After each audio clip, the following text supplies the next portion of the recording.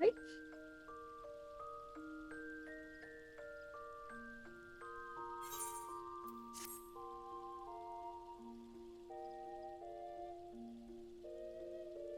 Up and at him, bun.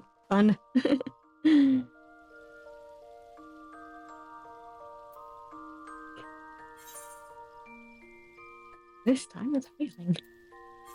Okay.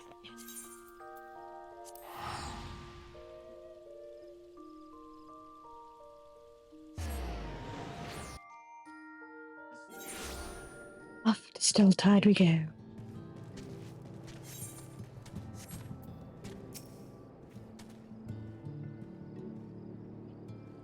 Deep breaths, Konogg. Just act natural, confident. You can do this. Yeah!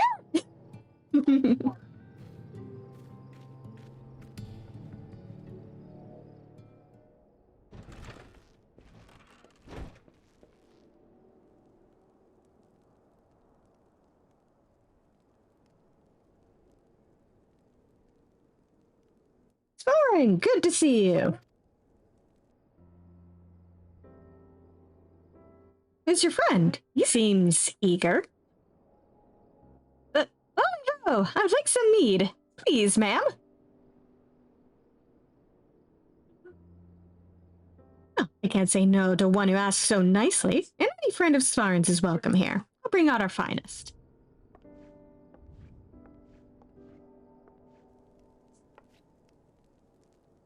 Did you see? I did it! Ah, it feels so good to be working toward a goal again.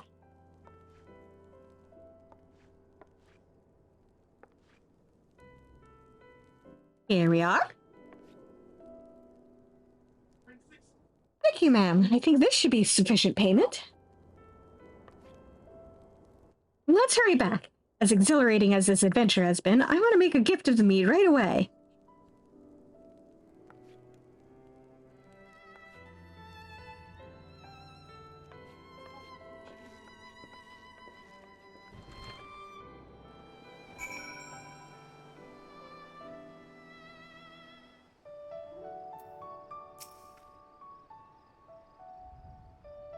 Would you like to come with me? When I deliver the meat, I mean.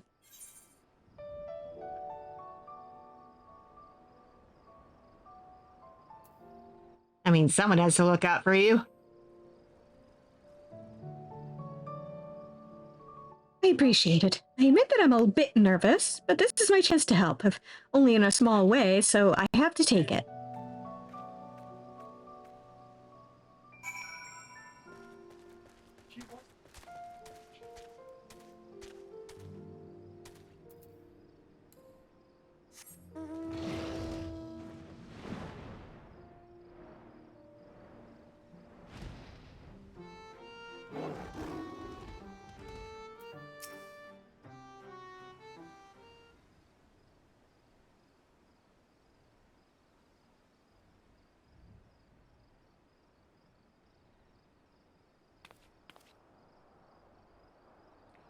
Excuse us. We wanted to offer our best wishes and a sincere apology as well.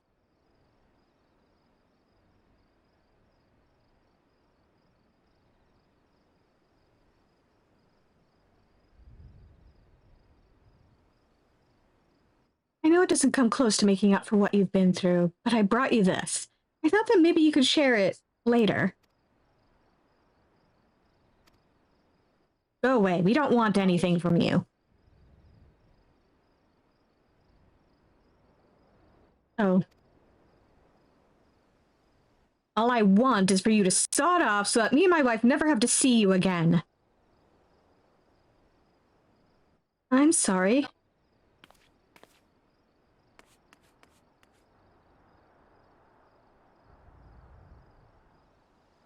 Konogg sounded to be in considerable distress. You'd best follow him lest he come to harm.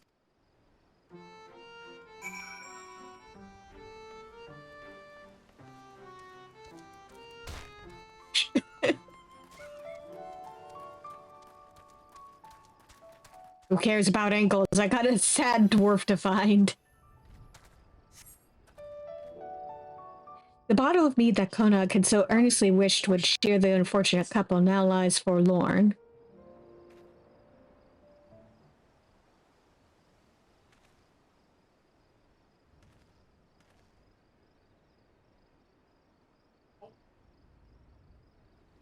Lolly, we've got another situation in our beer toe. Exactly.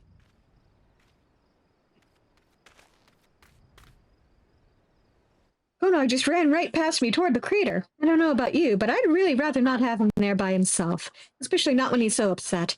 I could hear the sobs from yawns away. What's that all about?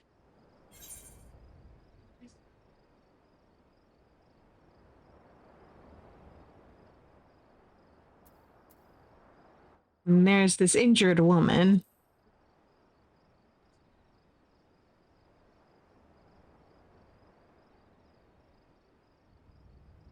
It's a tragic state of affairs all around.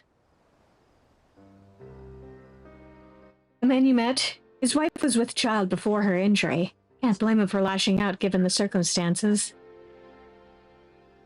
That doesn't mean Konogg deserves to take the brunt of it all. I'd consider it a personal favor if you find him and tell him so. Another personal favor, at any rate. He's not the most athletic dwarf I've ever met, so with any luck he won't have gotten far while we've been talking. I'll go and have a word with certain folks in the village, see if we can't repair some of the damage that's been done.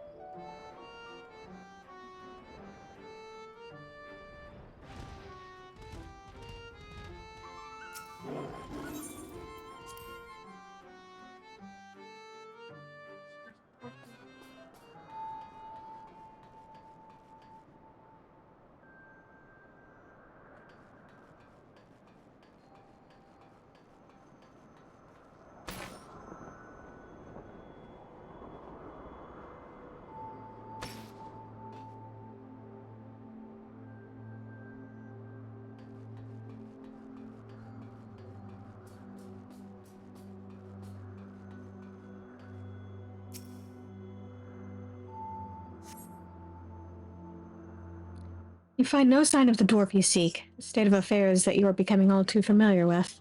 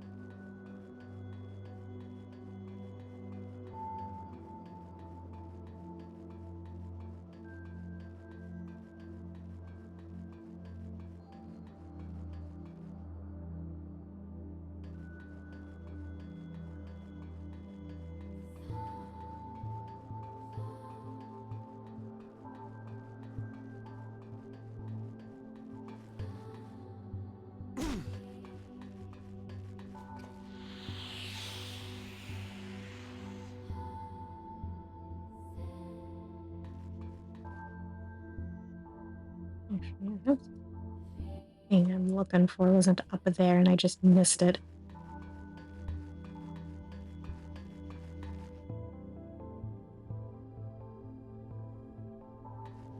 Nu B's room, huh?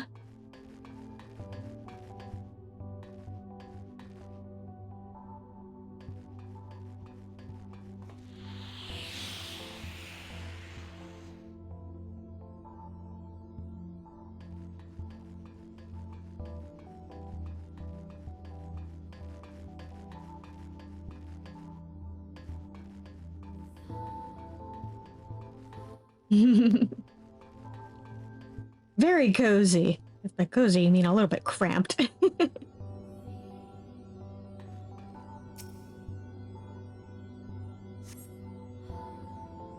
You've still to see so much as a wisp of beard disappearing round the corner. Konogg must be further down.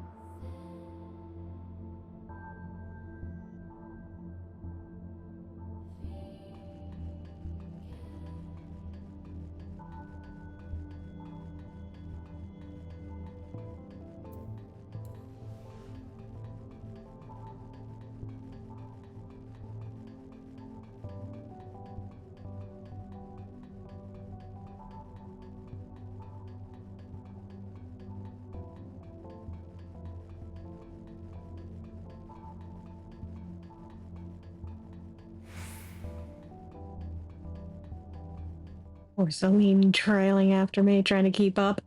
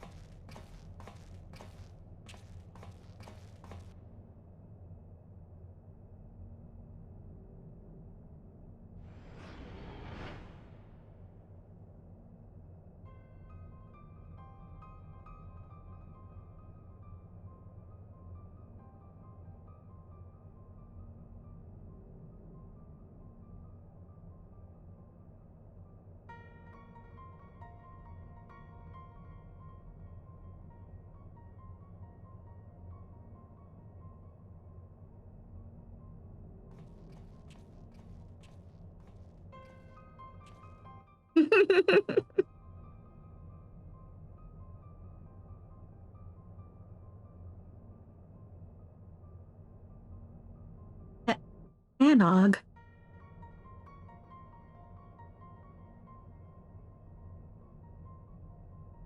Yeah, I'm sure it's totally safe. Oh, you got an echo vision going on.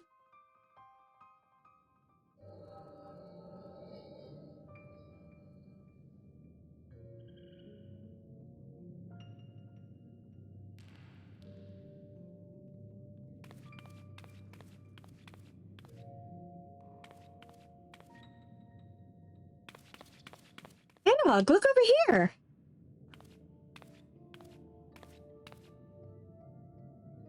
Don't run off, Konogg. It's dangerous. Let your big sister take the lead.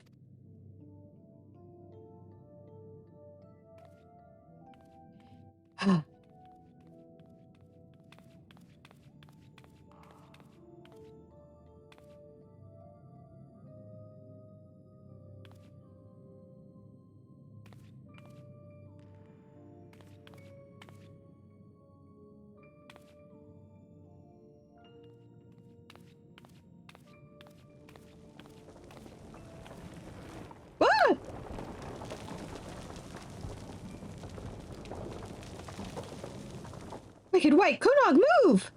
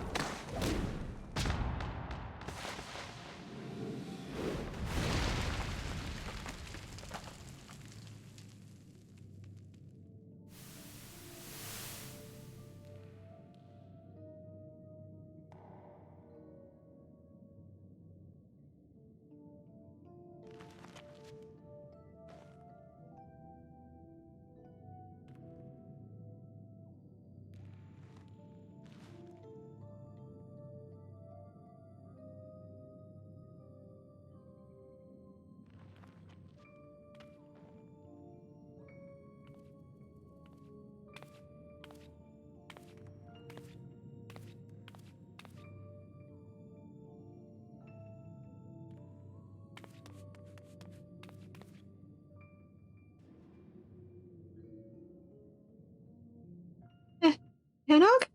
Anogg! Are you down there? I'm coming!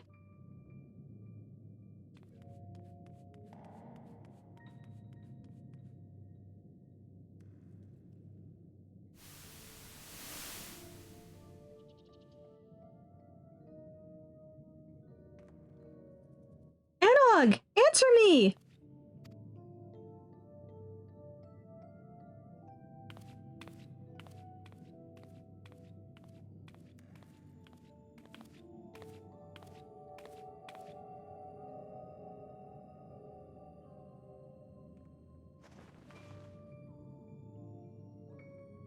No.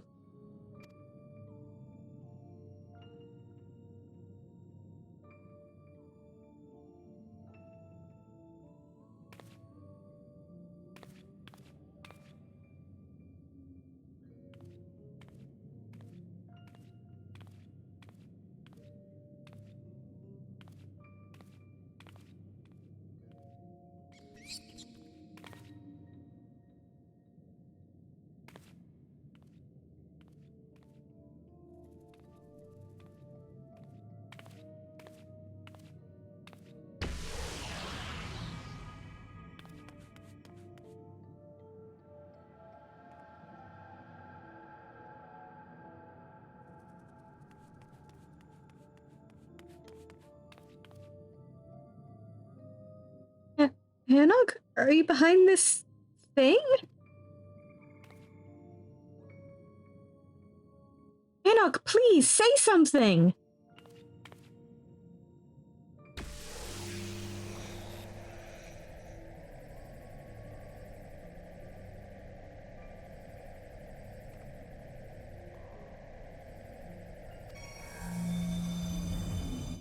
What?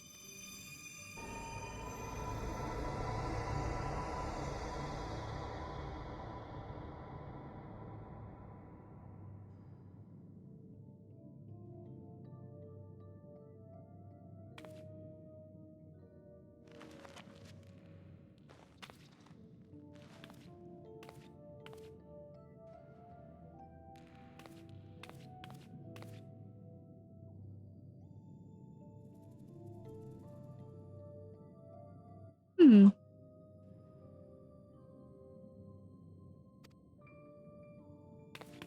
Anogg, it's you, isn't it?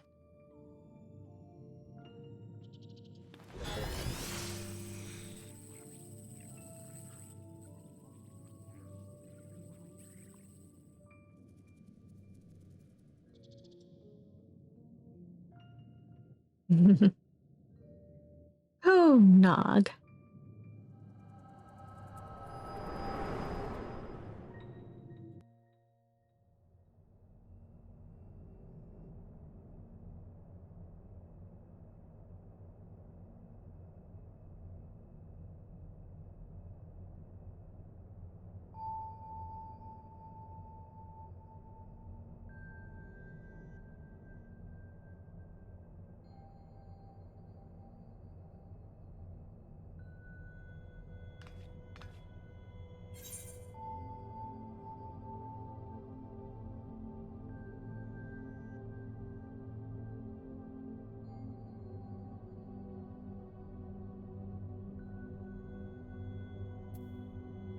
Konogg.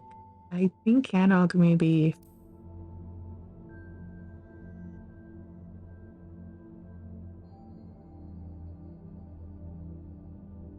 How do you know? How did you even know about back when she... Never mind, it doesn't matter. Anogg is what matters. Anogg, she...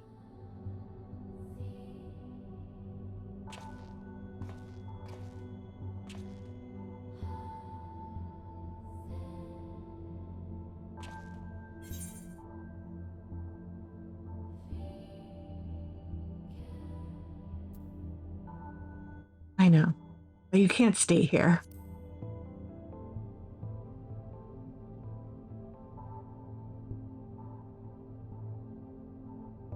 Fine.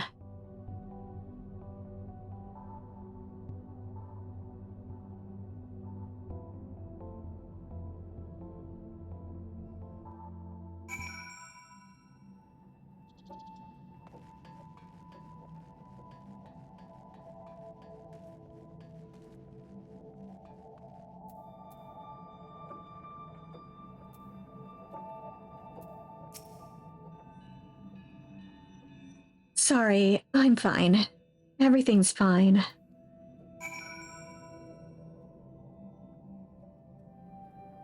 I'm not buying that. I just need to be by myself for a while. I don't like that.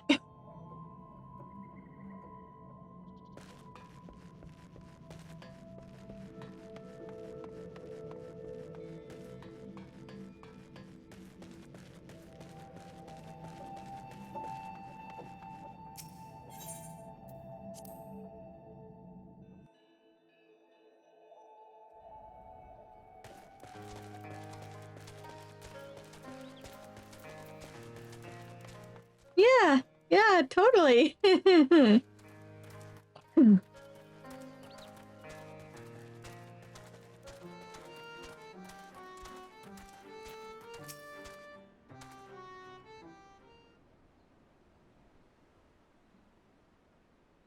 Tell me you found him. Well, I did.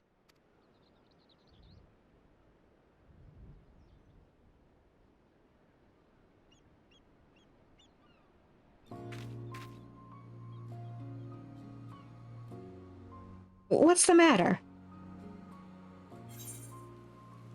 Boy, fucking howdy. Oh, the timing of the rain could not be more perfect.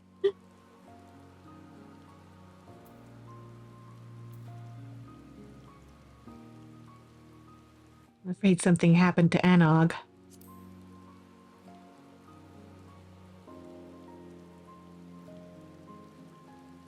She fell from a cliff, you say? And then when she reappeared from this orb, there wasn't a scratch on her? I admit that sounds bad, but I found those two in these very tunnels myself years ago. They were a pair of troublemakers since the start, and they've always been a little strange, to be sure. They have good hearts, though, both of them. Anogg's too headstrong to let a little tumble keep her down, and I'm certain she'll be back with us before you know it. As for the orb, I haven't the slightest idea, so don't you go prodding it. And keep it quiet for now. We may not be able to keep Konogg from dashing off again later, but we can preserve the peace for now.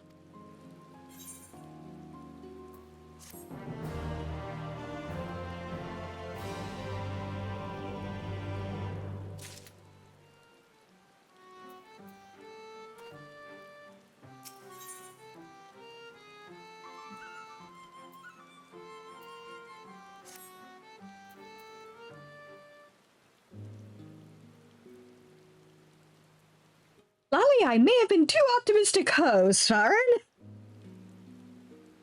Oh boy.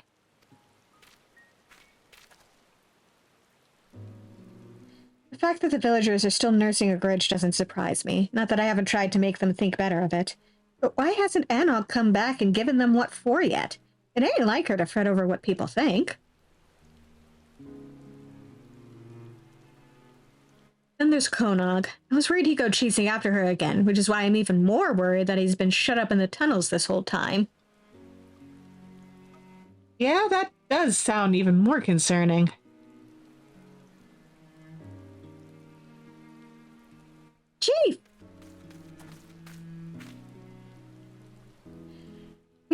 the rubble so we can start digging again, but the others won't stop bickering about whose job it is. Not even when I threatened to boot them clear into the sea.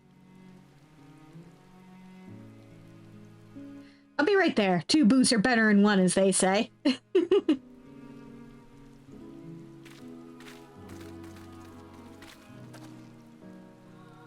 Looks like I have other business to take care of. Not that I was having much luck here. Can you check on Konogg in my stead? Oh, with Anogg gone and the villagers treating him like he's got the blight, he could do with a reminder that not everyone has abandoned him. And who's to say, maybe one of your tales of adventure will cheer him up.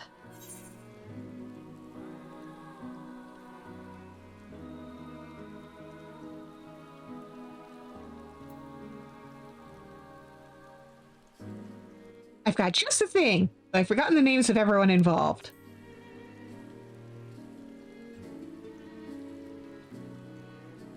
I'm sure whatever you come up with will be fine. Probably. Now let me know how he's doing, alright? Even if he doesn't want to talk to me, I want him to have the help he needs, is all. You're a good guy, Dig Site Chief.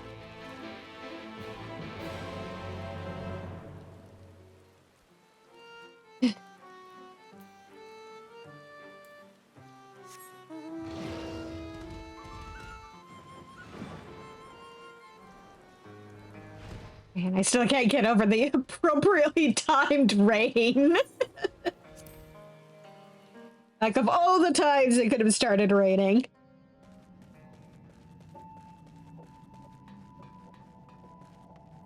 Konogg? Konogg is radiating an uncommon amount of heat. The many layers insulating his head probably aren't helping.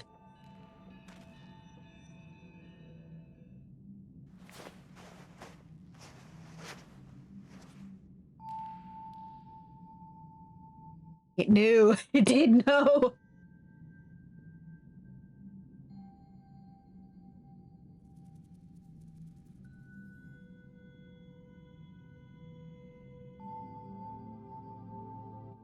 What?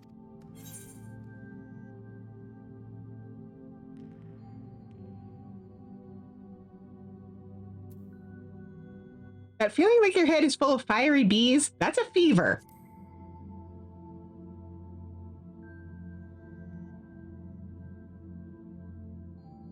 No, I'm fine. Got to find Anogg.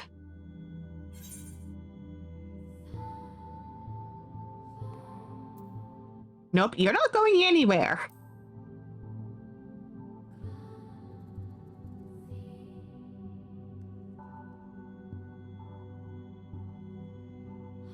I do have a medical degree, thank you very much. The benefits of practicing necromancy. Anogg, I'm...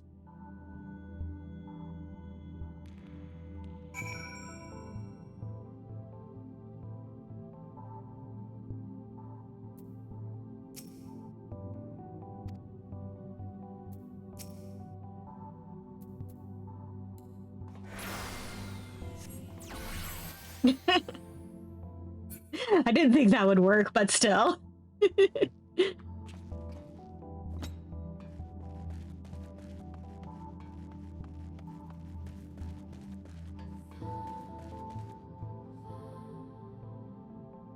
If only I could ask Celine to stay here and watch over him. I don't trust him to not try and get out of bed. Alas.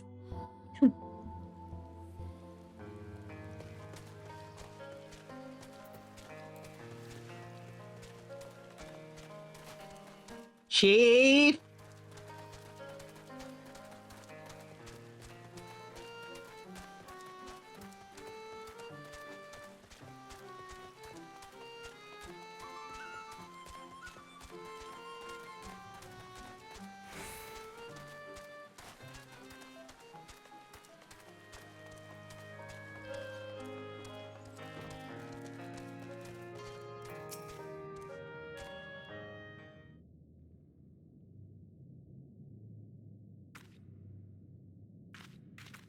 Konogg collapsed? We need to do something about that fever. I think some of my wife's supply of remedies survived. I'll go and see. You keep an eye on Konogg.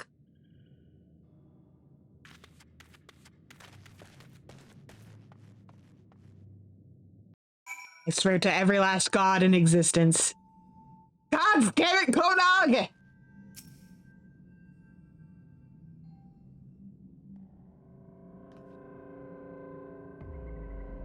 Wicked White, where did he go?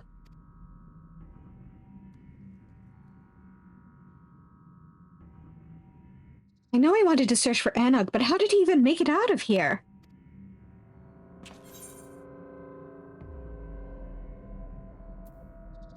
Willpower and hubris? Should have tied him down, you're right. Damn it all, let's go, quickly!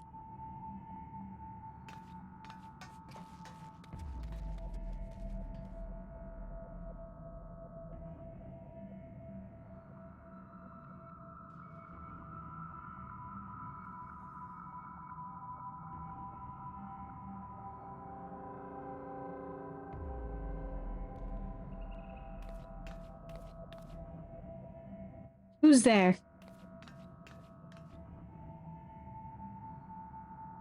You.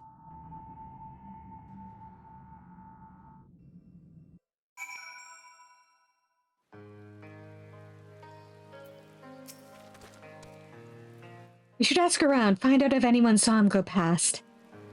Yeah! Robo friends! They're back! Not that I expect they'll be too inclined to help. Still, any lead is better than none at all. I'll speak with my miners, you talk to whoever else.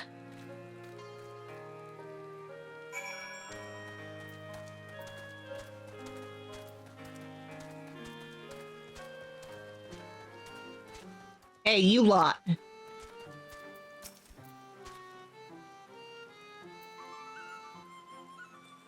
No, I haven't seen Konogg leaving the village. Why?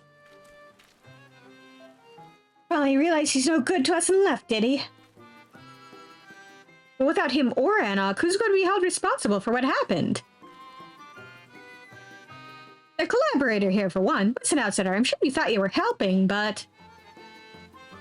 I will dropkick all of you, I swear by every last god in existence. Now we're doomed!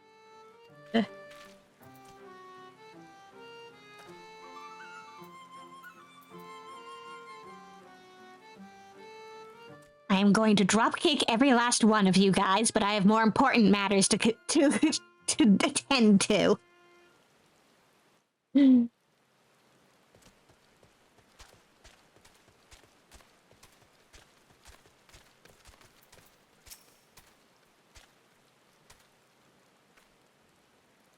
Now Konogg's missing too?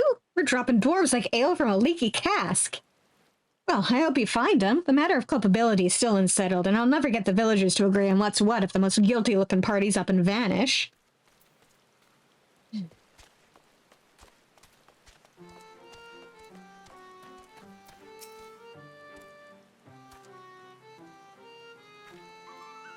A search for Konogg, you say? That can't be easy. Those twins aren't really the sort to stand still. Wish I could help, but I haven't seen anything out of the ordinary. Not more than usual, at any rate. Certainly no fever-addled dwarves.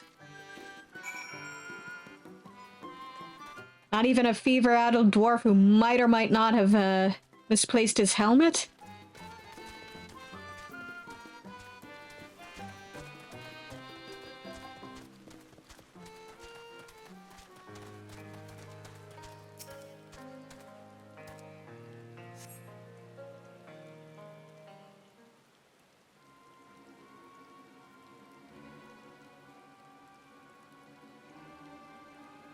Molly, I thought I'd never escape Ho.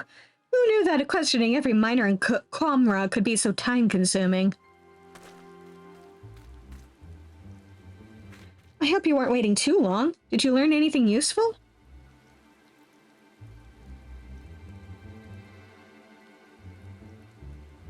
Wish I could say I was surprised. My lord also had some difficulty focusing on the immediate issue, but one of them did see Konogg. Sounds like he was wandering in the direction of the crater. Again, you should search the area.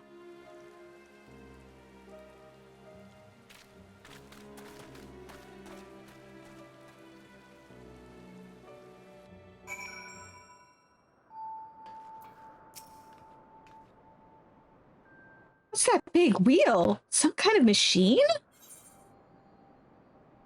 Yeah, everyone except for the chief. The dig site chief is a good egg. Yeah, technology from another world, seems like. Oh, that doesn't sound good. I'm still more concerned about where Konogg might have gone.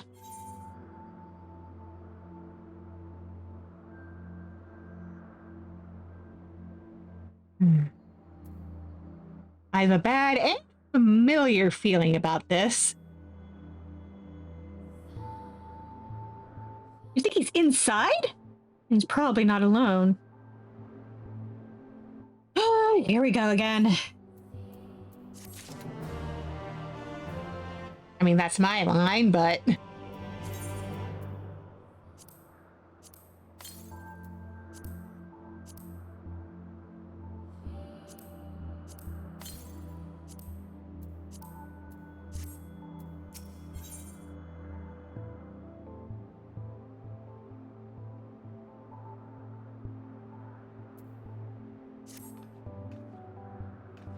If you're ready to face whatever's in there, then let's get this over with. The longer we wait, the more I worry.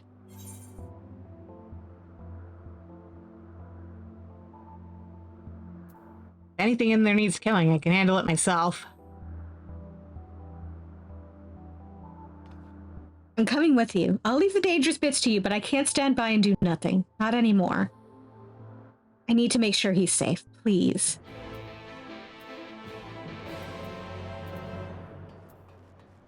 All right, fair enough.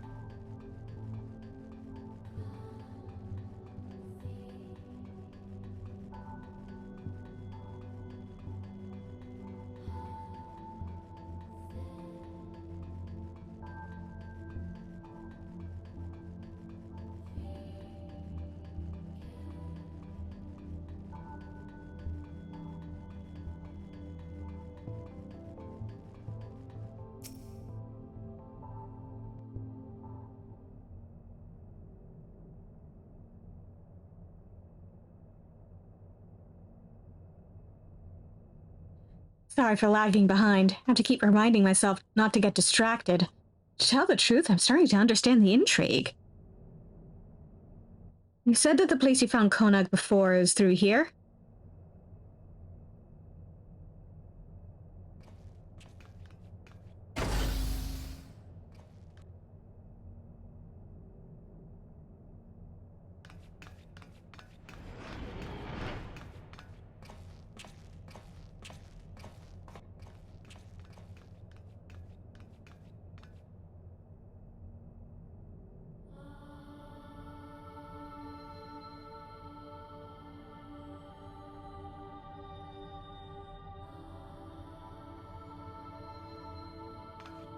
Konogg!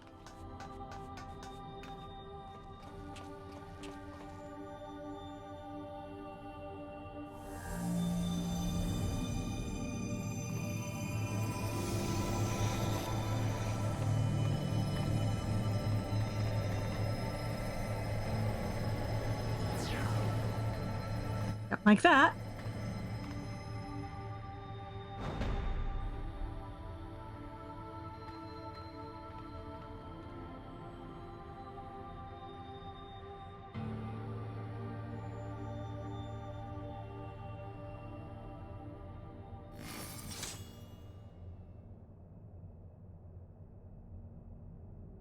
Beings of this world, watch closely.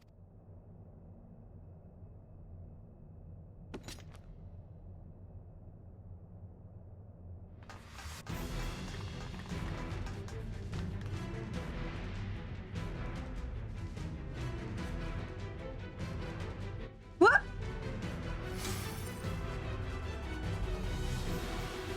There's no time. Destroy the sphere, quickly!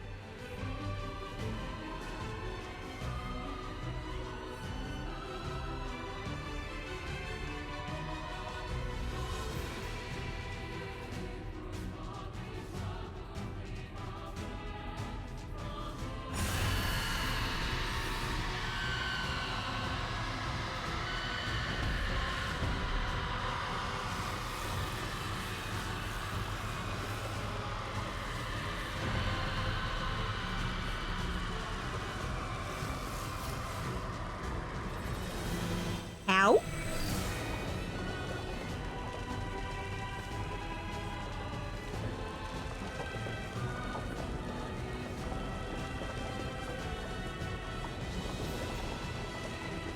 This is bad. We have to get out.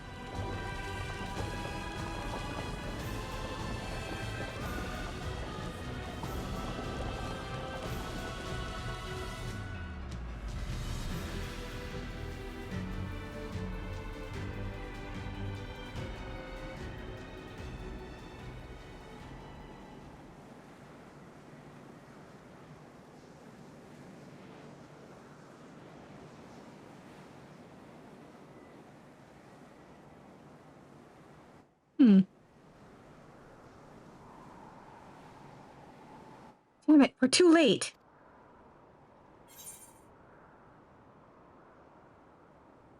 What the fuck just happened?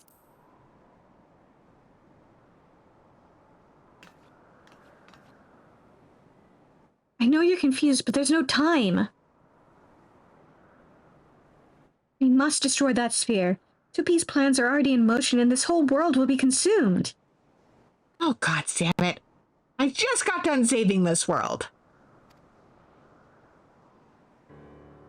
We won't let that happen. We came to save this world, and now we have a debt to repay. You saved an INS, after all. And there's still so much here we haven't seen, right, 2B? Focus on the mission. Right. Leave it to us. It'll take everything we've got to stop them. I believe we can succeed, but we'll need your help. Be ready.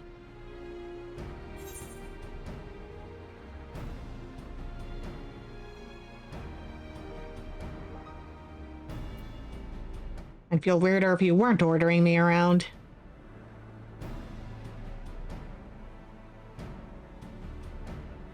Duly noted. I'm sorry, Chief. Can you look after Konogg?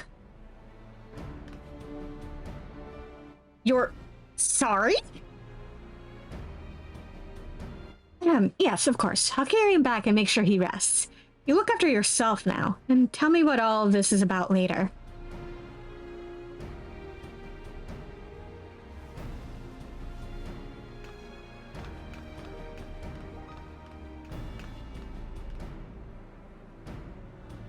We make for the tower.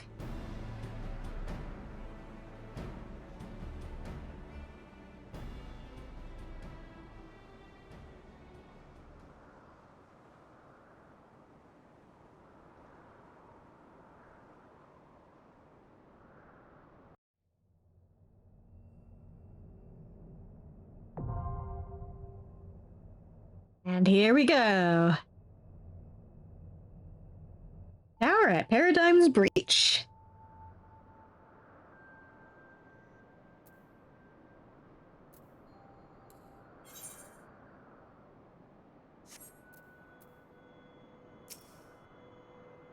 The sooner we can destroy that sphere, the better.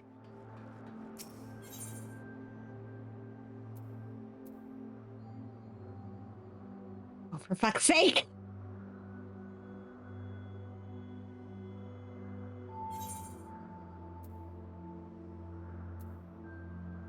Gotta upgrade my equipment.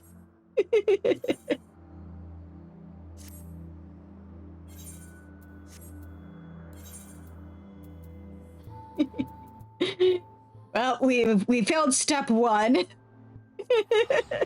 We're off to a great start.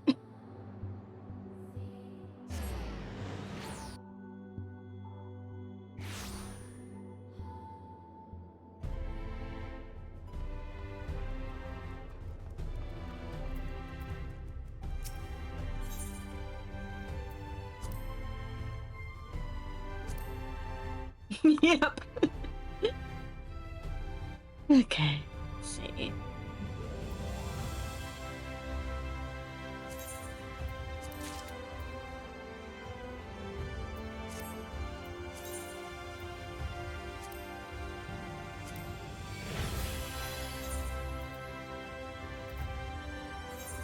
What are you asking for again? 495. Ugh.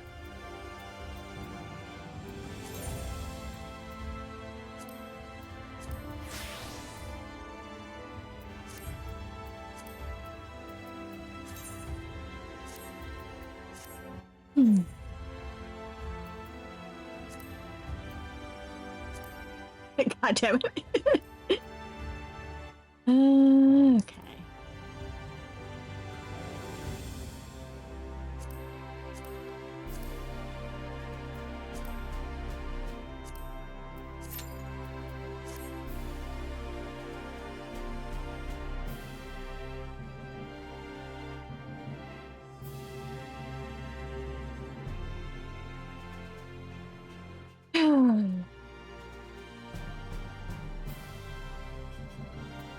I mean, I could always switch to something that does meet the gear requirement,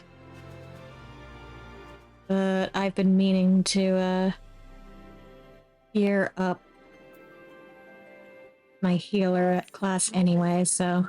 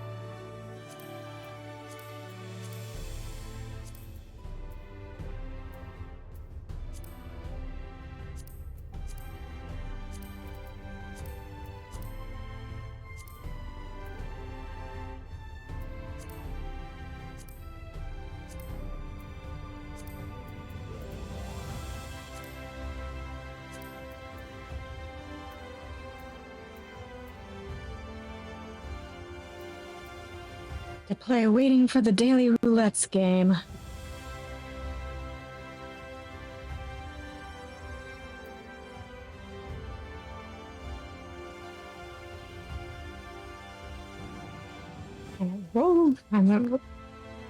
Roll waiting list number 3.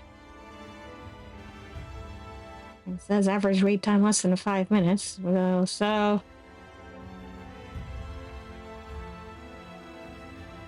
with any luck, we won't be waiting too long.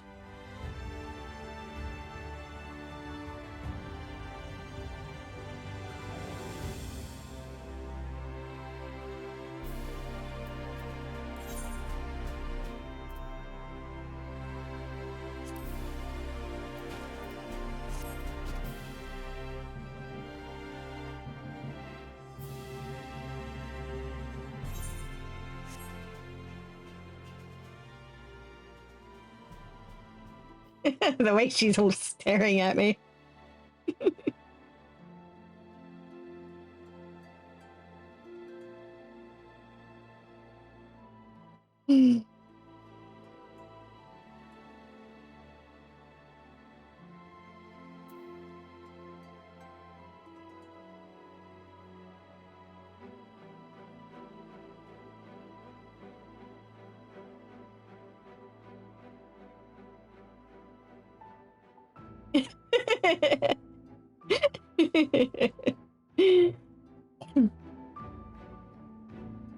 Why are they always so dramatic? It's only been 3.5 minutes. There we go.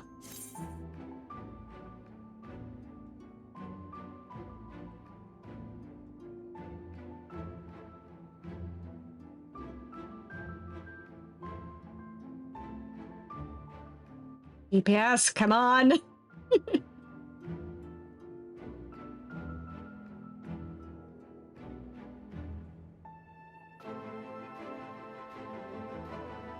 There we go.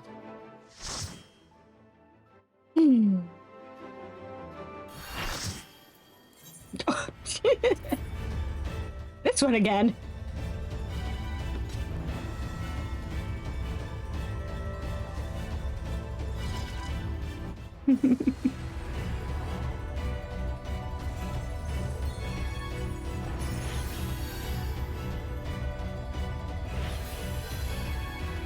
I'll sleep waiting for everything to, waiting for their cue to pop.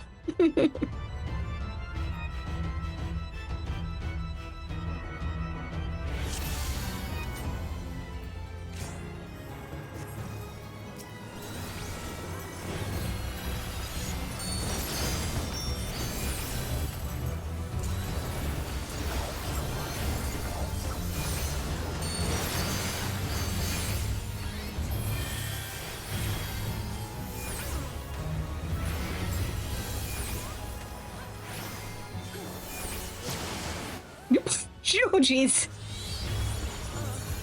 Was not paying attention.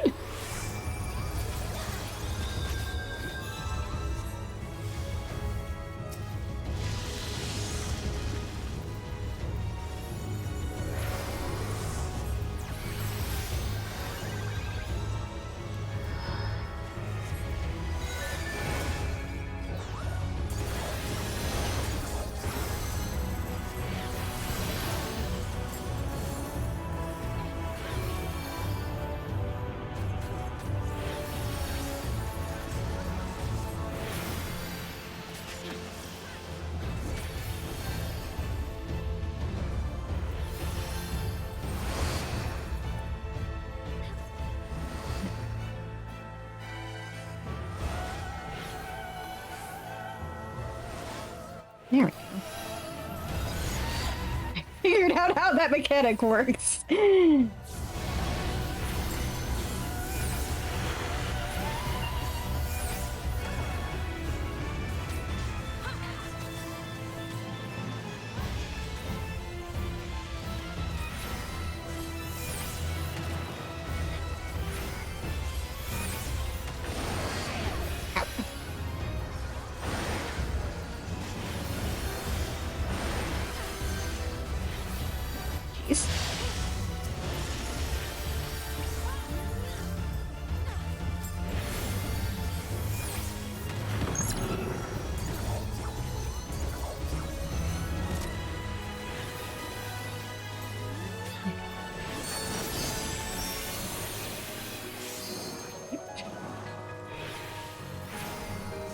Oh no!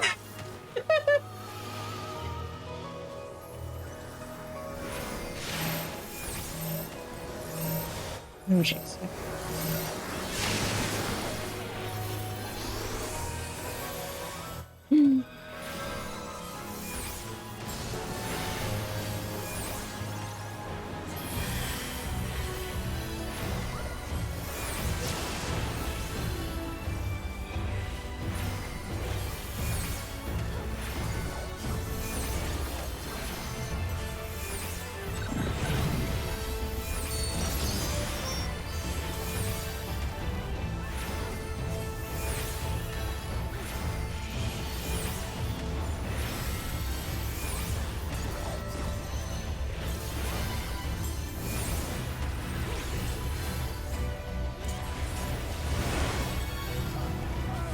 Oh dear.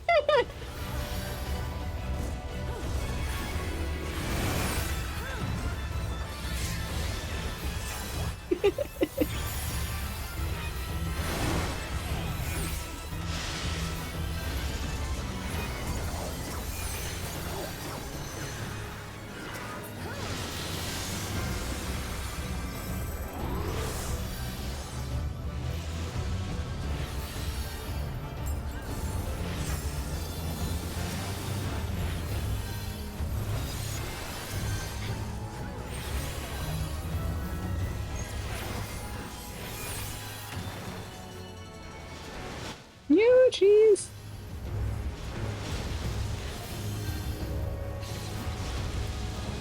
There we go. That worked. Oh.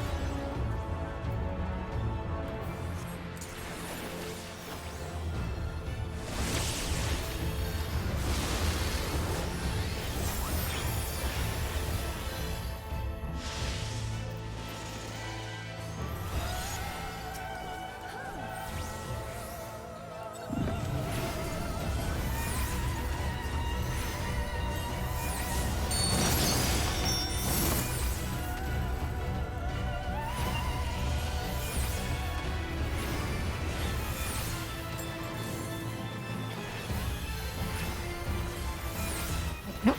I need to be over here. Oh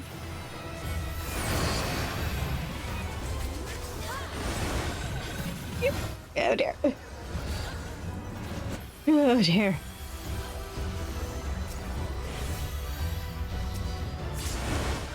Ouch. Oh dear.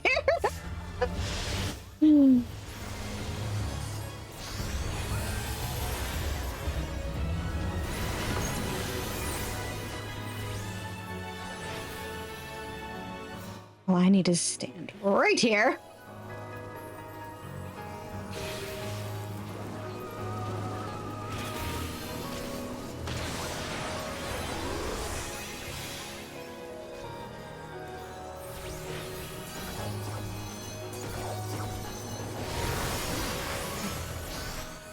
Oh dear.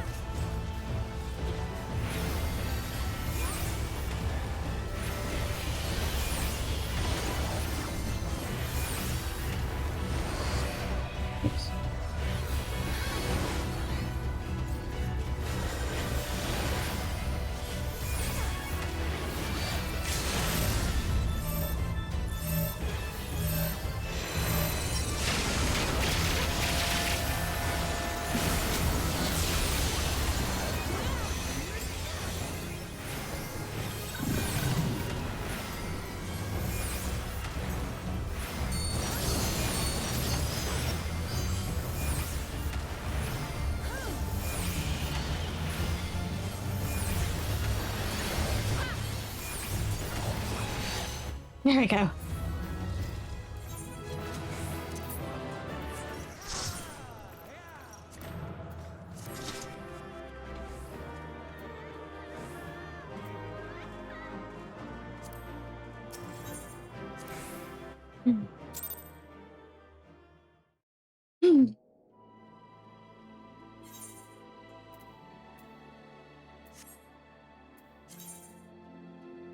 All right.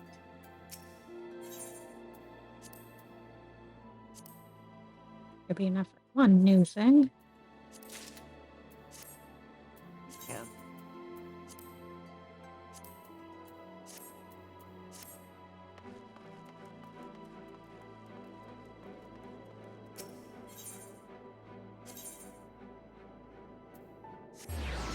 Prepare my shit before changing it out.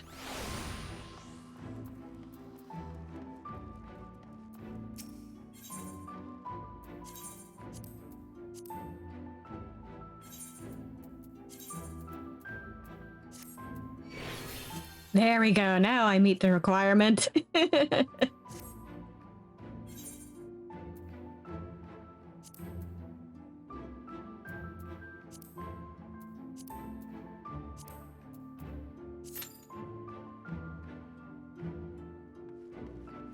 Average wait time, 14 minutes. Oh boy. We'll see how true that ends up actually being.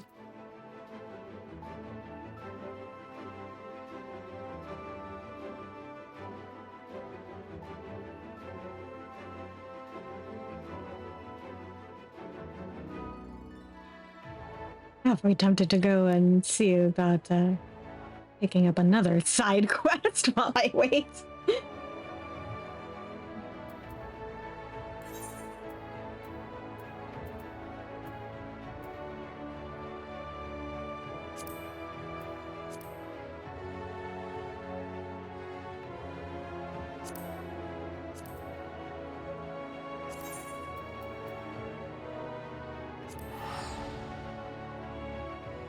I think it's here if I remember correctly. Yeah.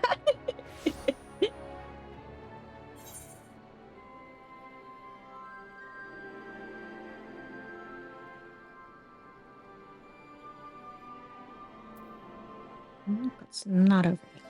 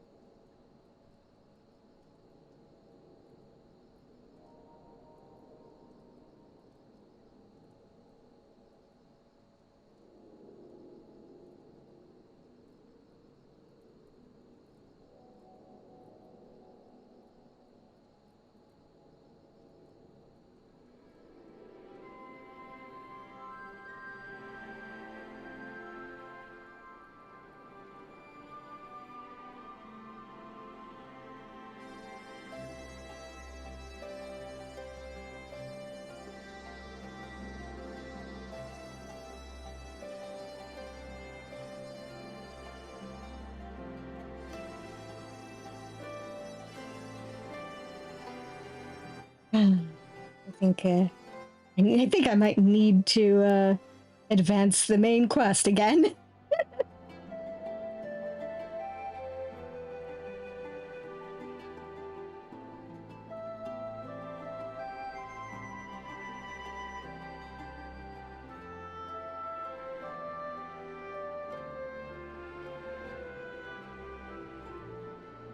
Yeah, damn it. I need to actually advance the main quest before I can pick it up.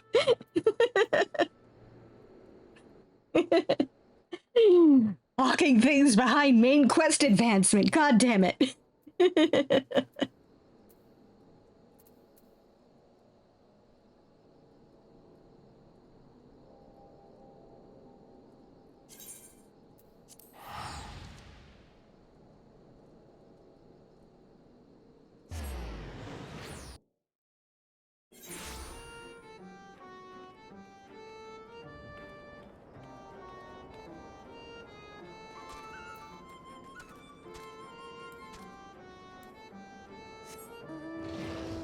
Everything behind the main quest. What's the world coming to? And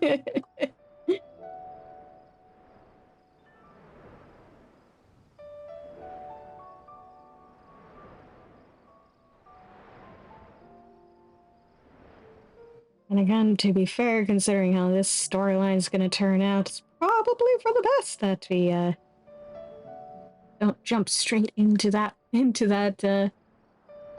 other storyline I want to jump to.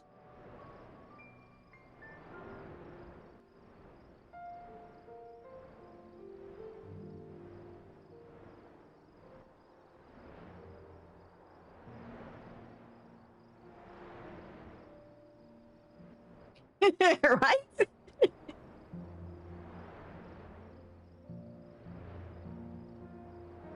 Progression? Never heard of her.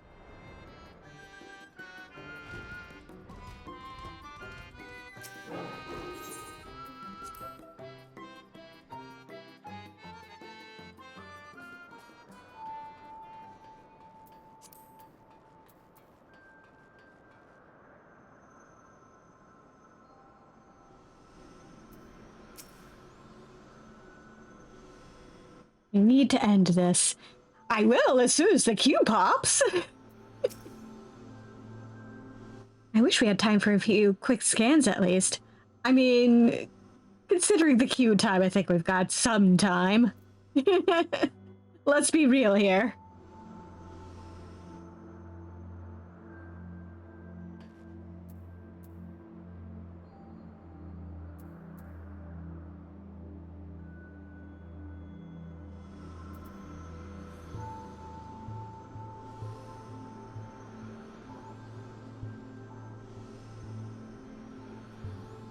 Yeah, exactly. Let the boys scan.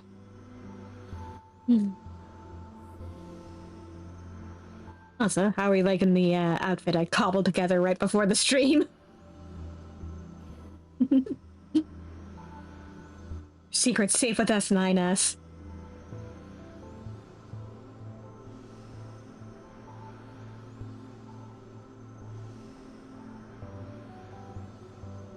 Thank you.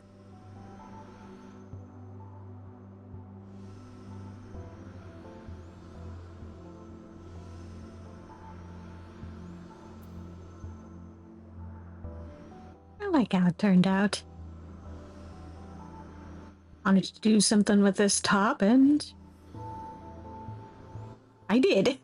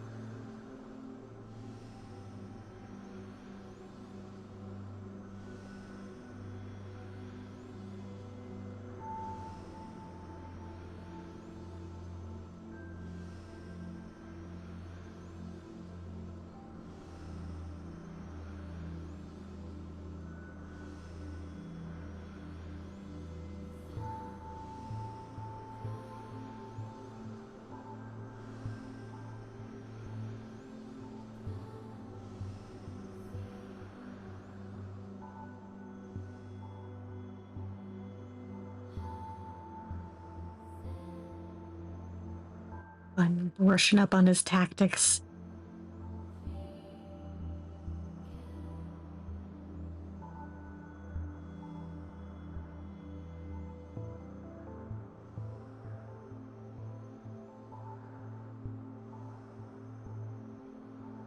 If one really wanted to, you could probably decipher what's on these pages.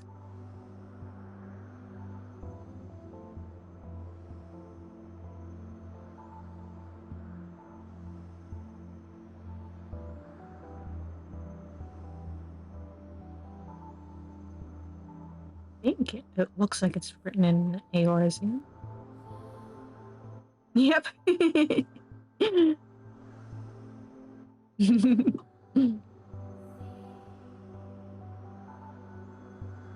that's what he's really got hiding in the between those big covers. smuggling in a novel.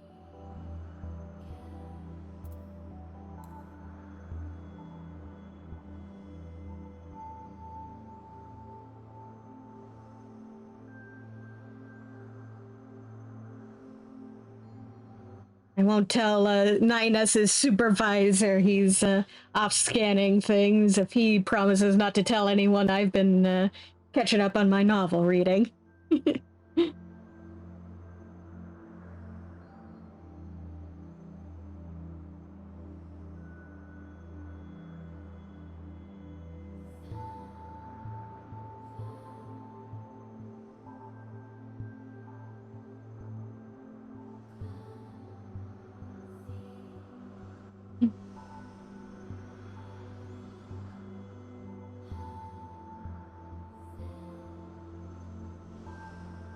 Come to an understanding.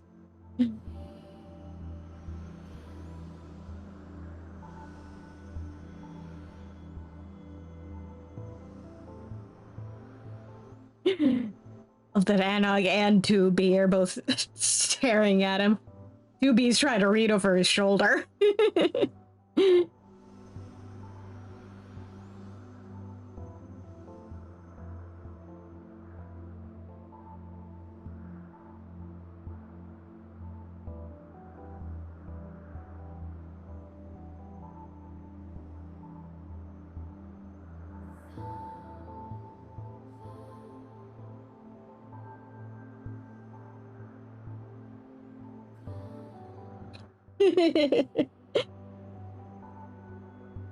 Don't judge 2B.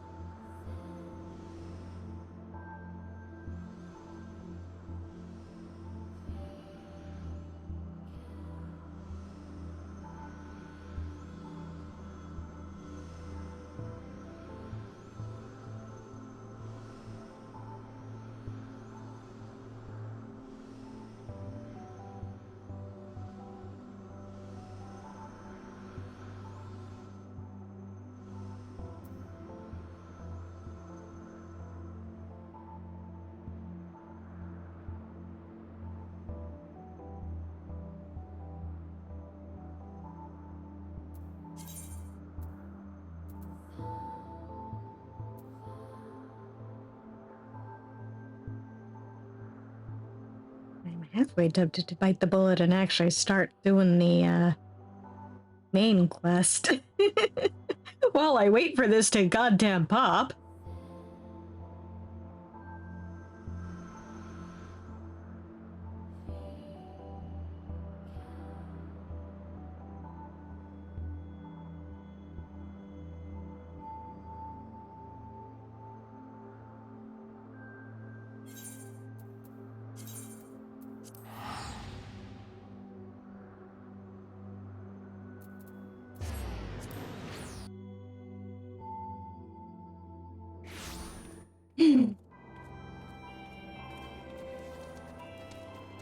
Alright, let's see how many quests we can do before we get yoinked in, finally.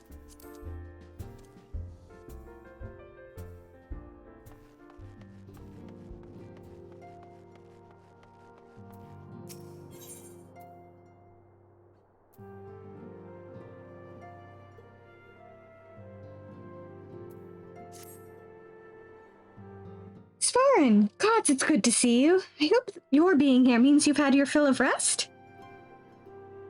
Well...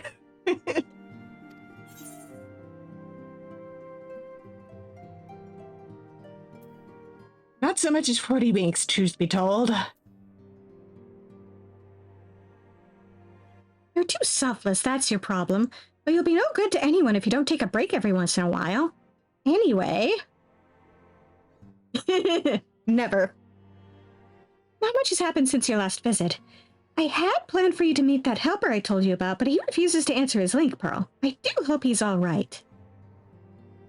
We've been exchanging messages with the Eorzean Alliance throughout, though. They say the fighting has finally stopped at the Gimlet Dark, and that the Empire show no sign of movement. Which means we might actually have a moment to ourselves for a change. Seeing as you're back, maybe you could tell me more about your time in the First? Right. Oh, and if you don't mind, I'd like to ask Flamine to join us. She'll want to know what happened to Minfilia, and I think it's best she hears it from you. We'll meet you on the terrace at the House of Splendors.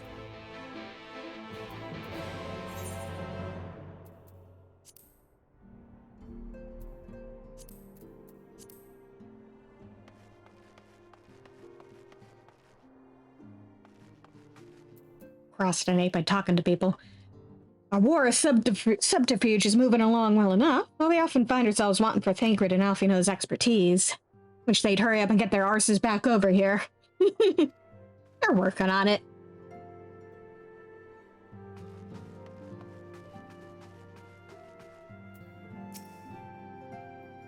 A pleasure to see you, Svarin. I cannot well imagine what sort of world the First is, or adventures you had, but that you have returned to us safe and sound is of great comfort.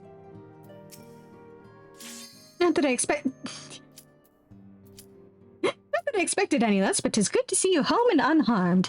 I am pleased to report that Ehrenwald and his fellow primal hunters have upheld the peace while you've been away.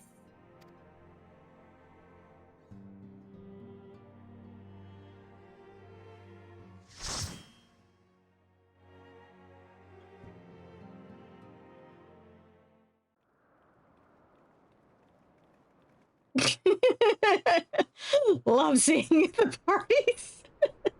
Costumes.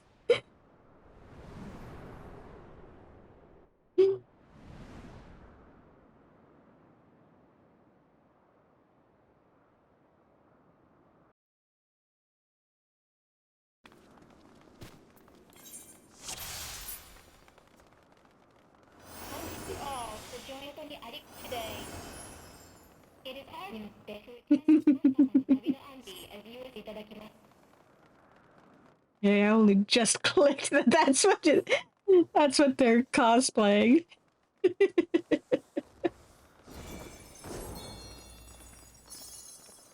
Got plenty of buns in this party, including an imposter.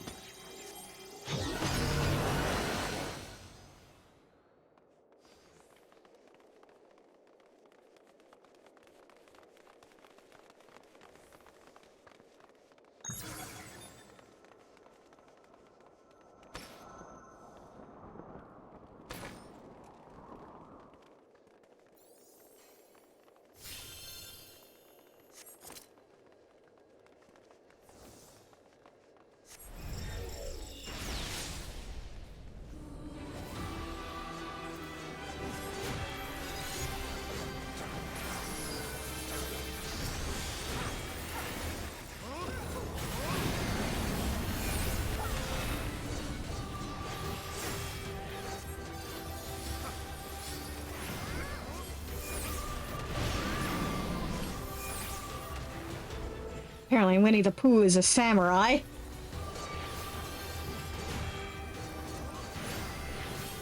Hey, Black Mage.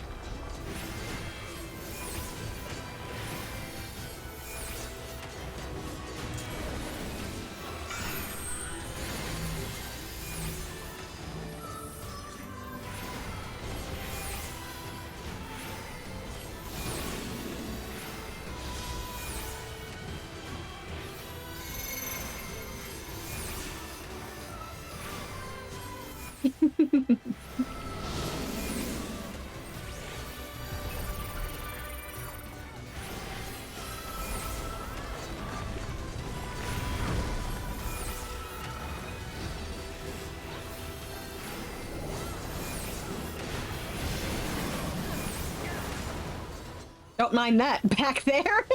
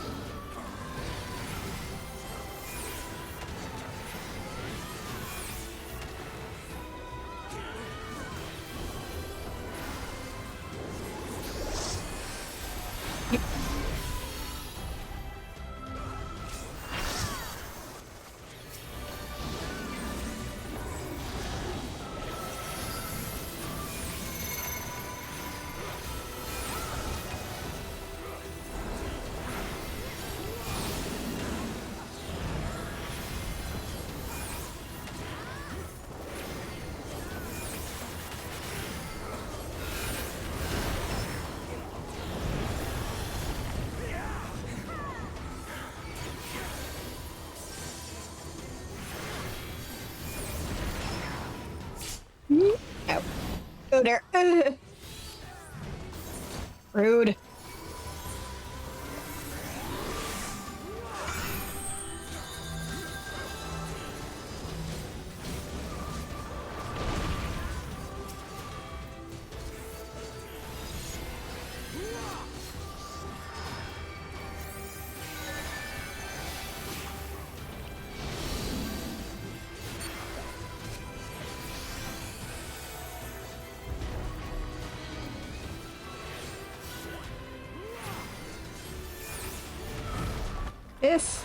This. Eat that.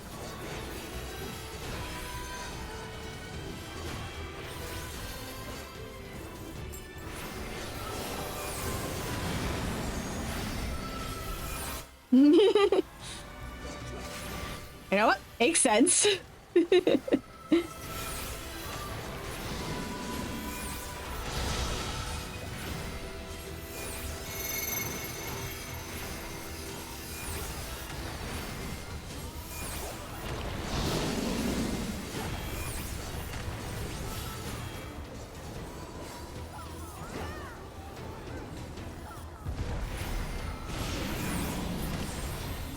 There we go.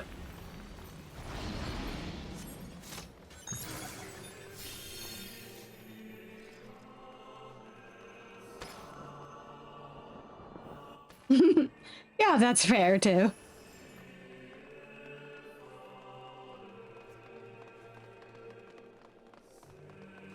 This power Taige will take a challenge.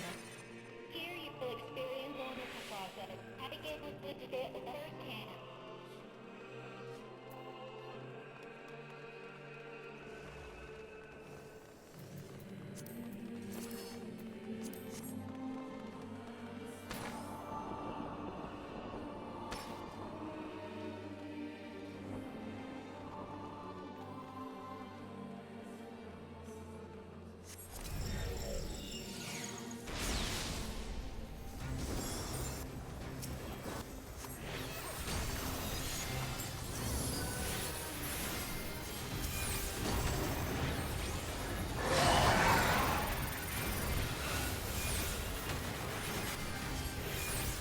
Makes sense. I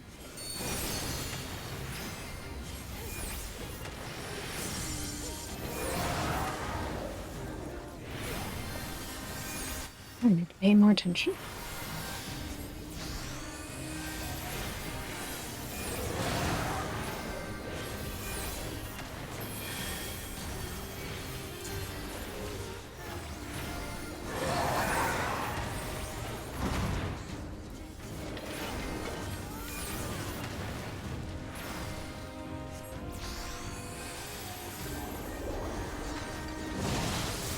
Oh dear.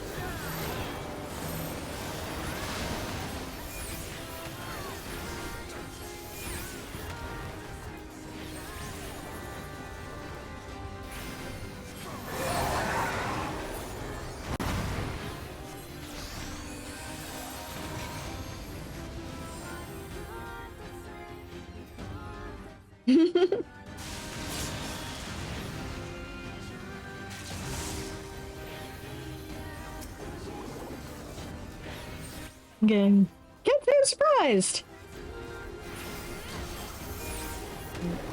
Whatever, you need to separate these two. Oh no. Ow! There we go.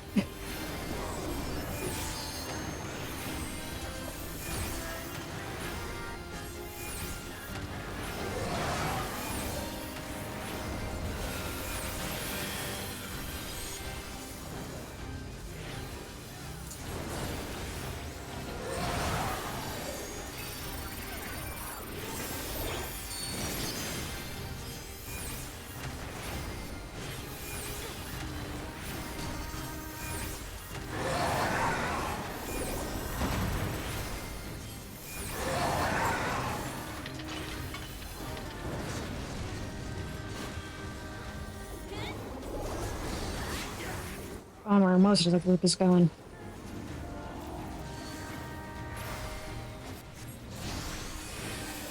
There we go.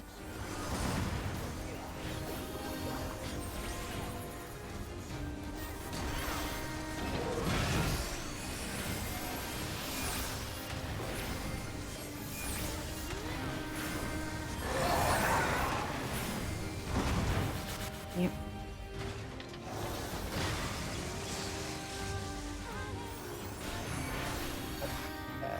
Ow, ow, ow.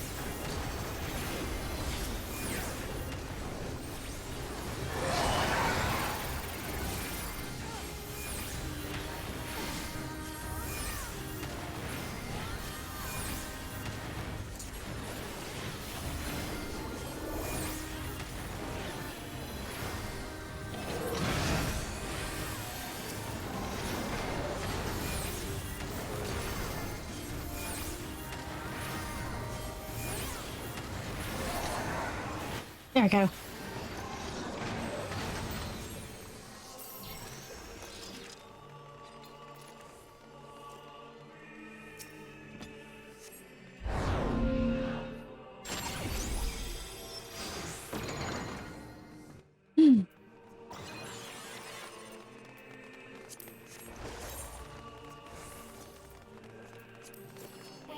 witnesses, to the Shadowbringers of a new world. まもなくゲートが展開します。Please touch my you. Wait to be forward.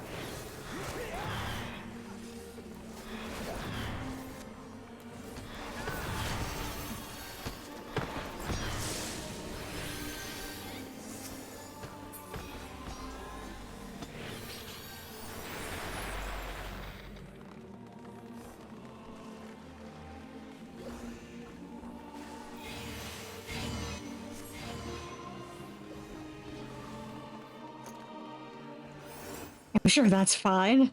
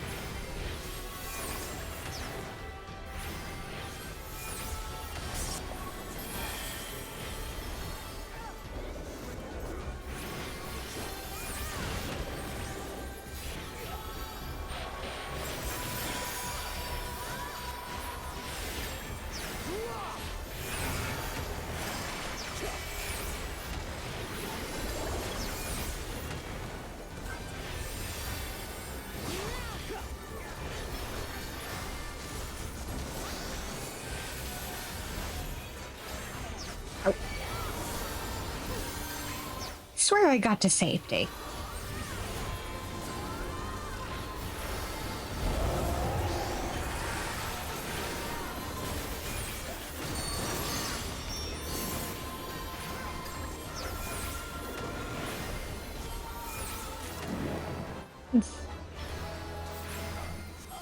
Oh no.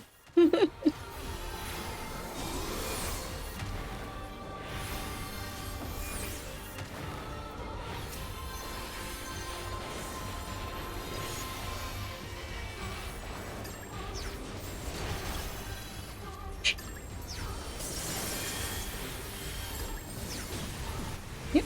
Nope. Yeah, that was my bad.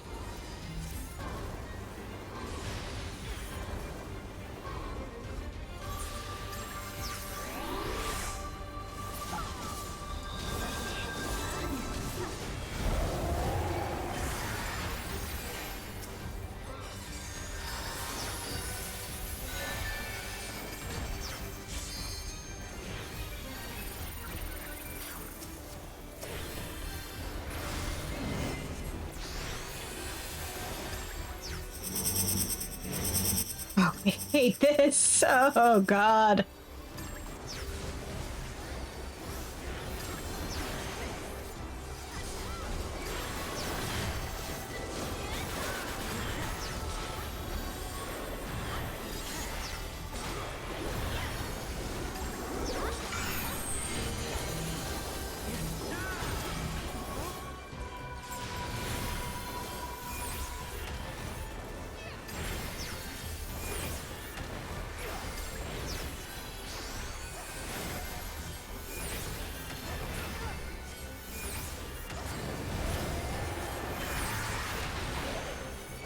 Jeez. Jump scare.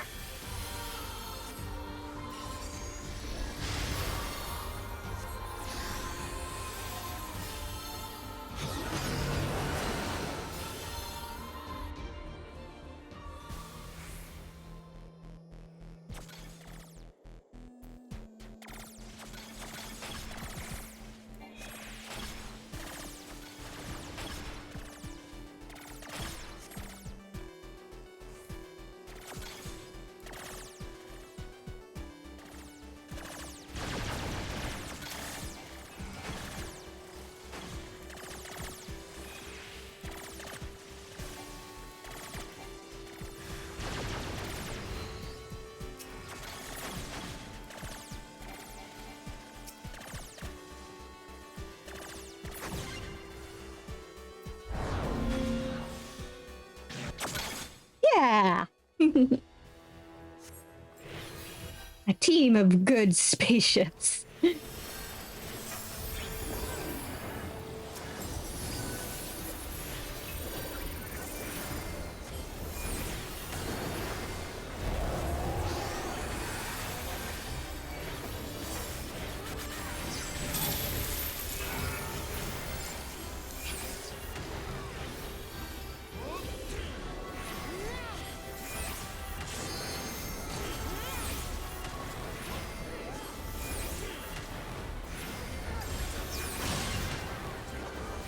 Yeah, then it would be perfect.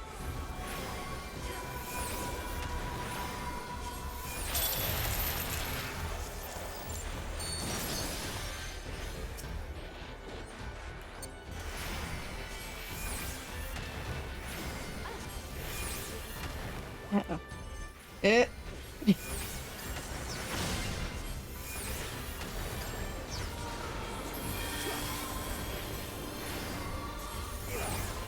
looks like Winnie the Pooh had to be resurrected.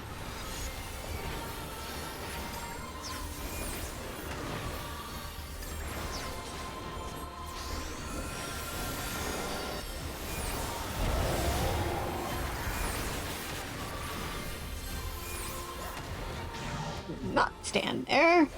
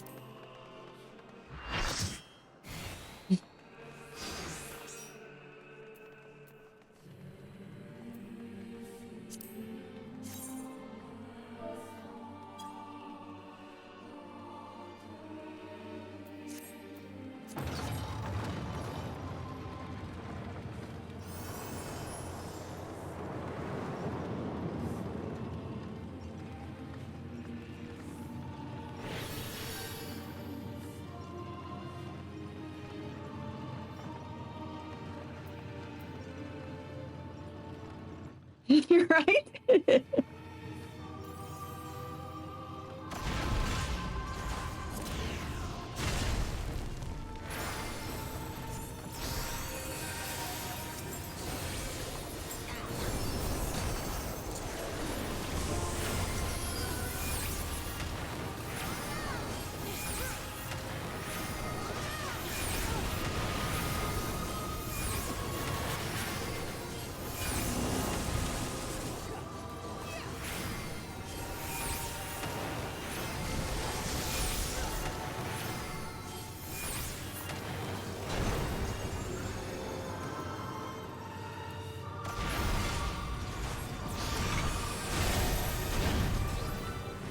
Oh boy, we got 2 now.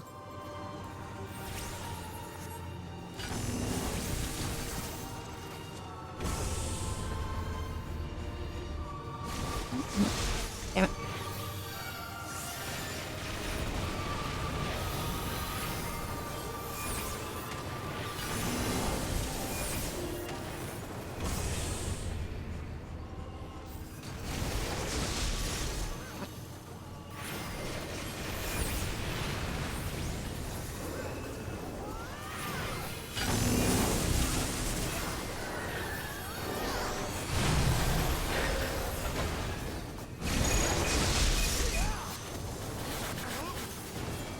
Oh there.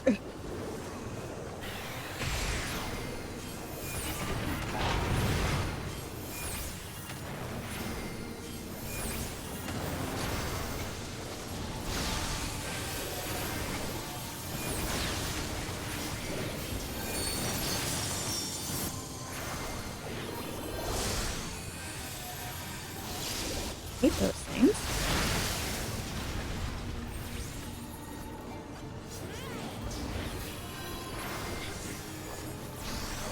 Hate how close I am to that.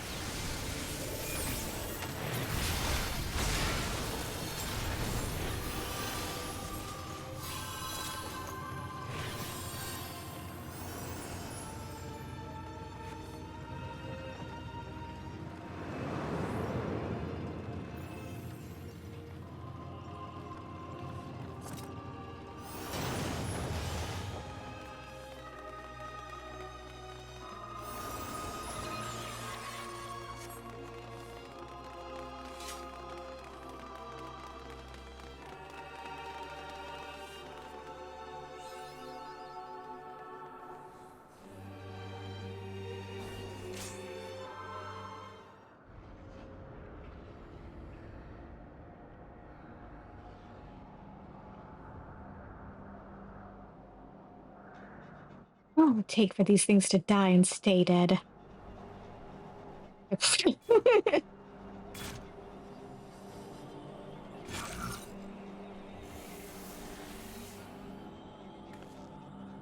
No, stop them!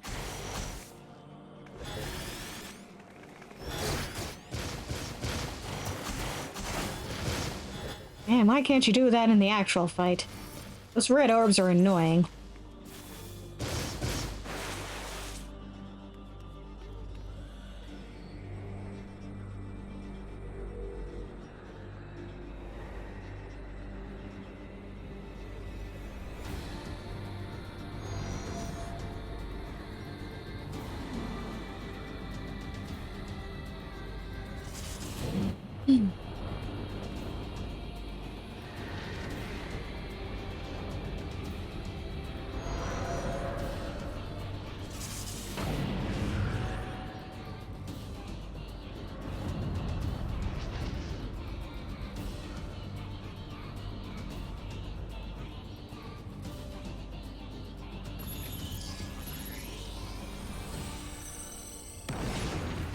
See how much of the battle I missed when we get out of this.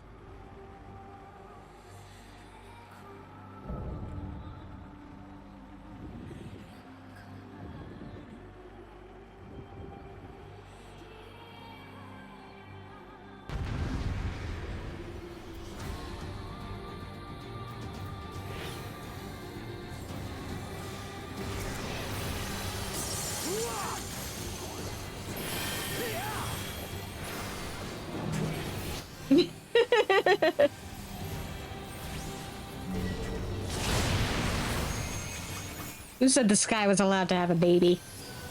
Now we gotta fight the sky baby. Keep hitting that.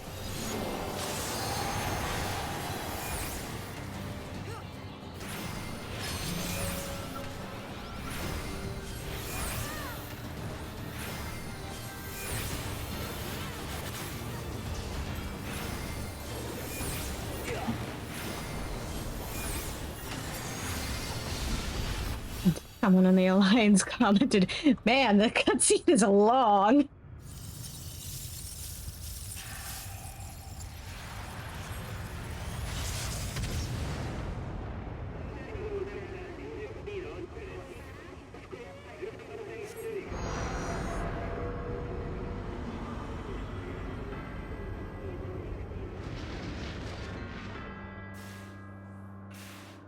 Already we're in phase 2.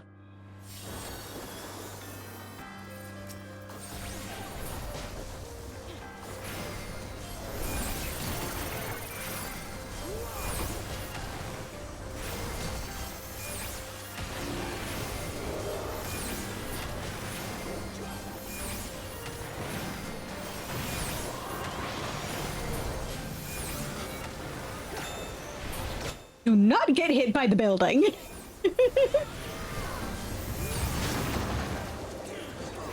Okay, good. Nobody got hit that time.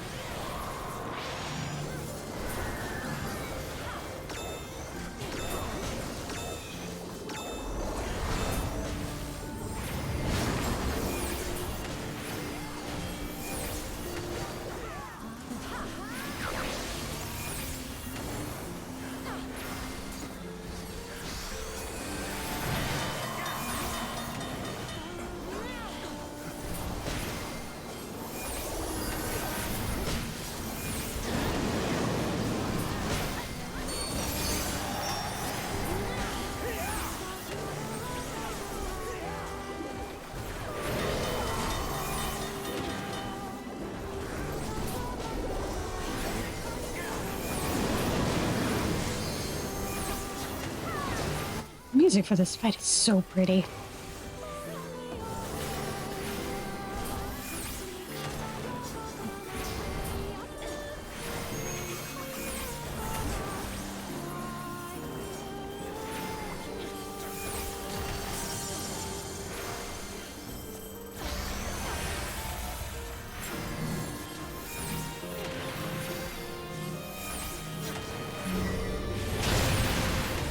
Oh, jeez.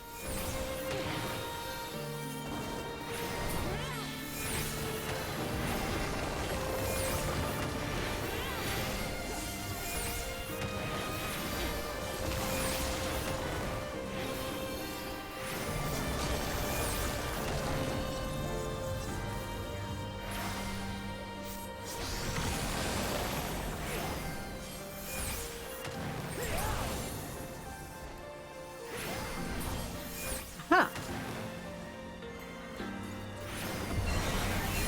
I thought that was the song, but I couldn't remember offhand. Oh dear.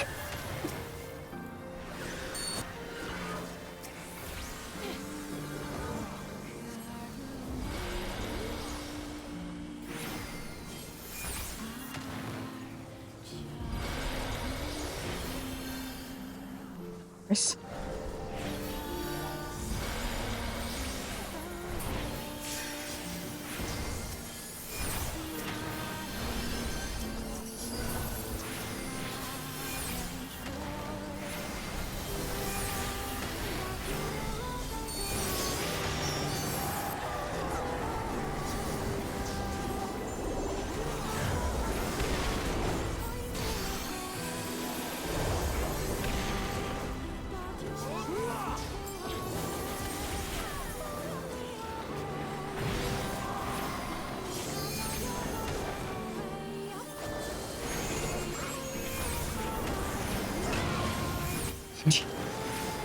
Well, good thing that guy was invulnerable right then.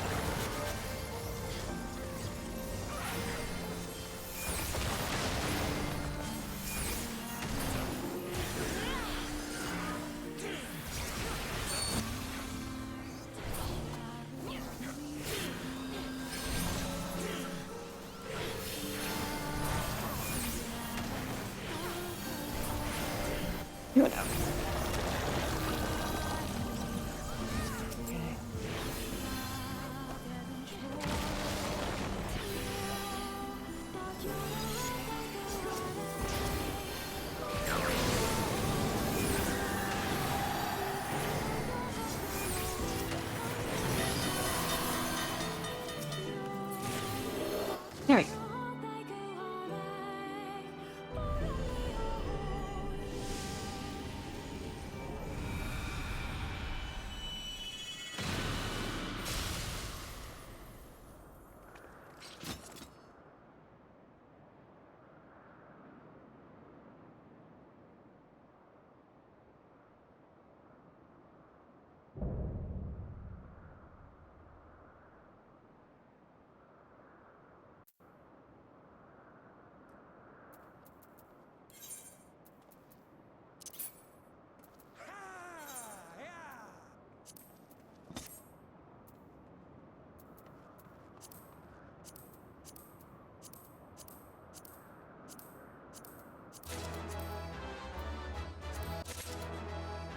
Okay.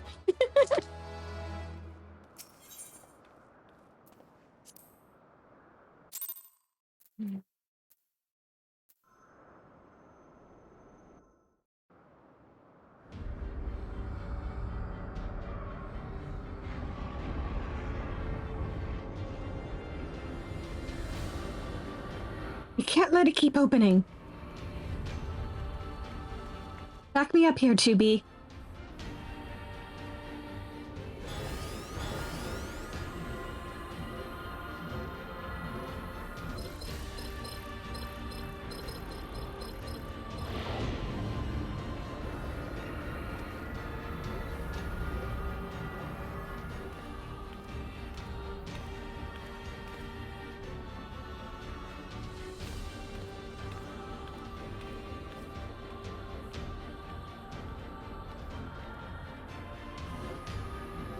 What are you doing? I'll help you from the other side.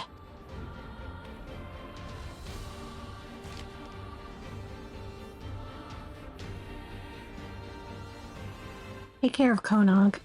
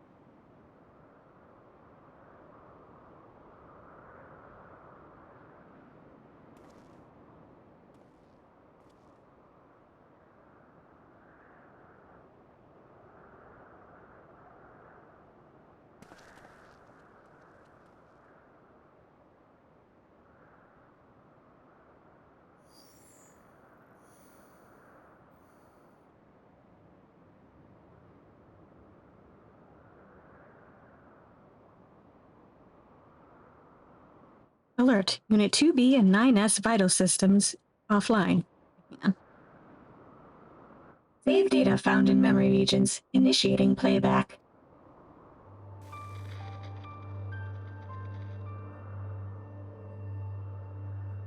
This is Yorha Unit 2B recording.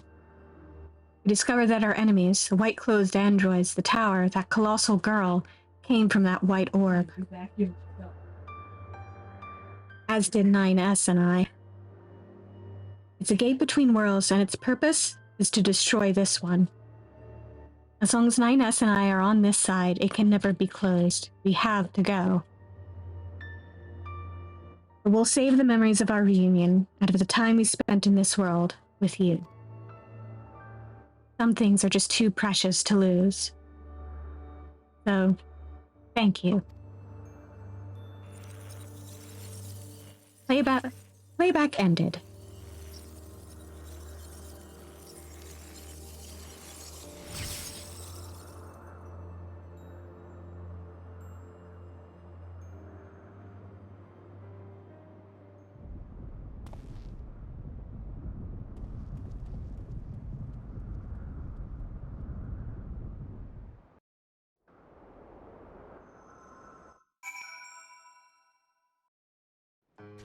Yeah.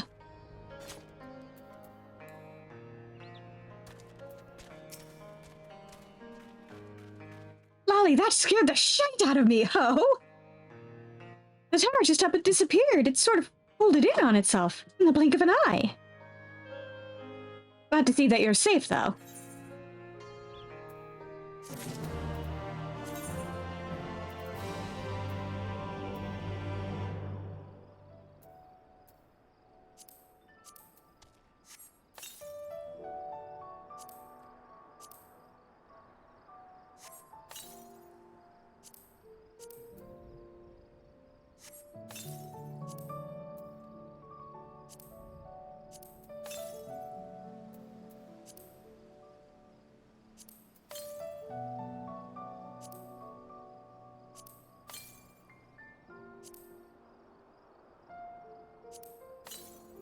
Add all this shit to my collections. Smaller stubby. Oh, I got 9S.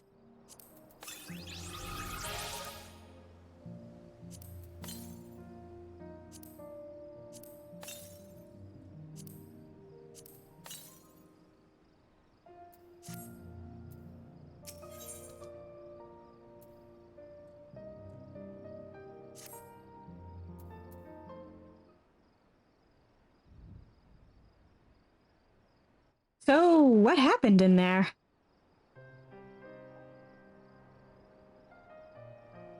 It's a long fucking story. Yeah.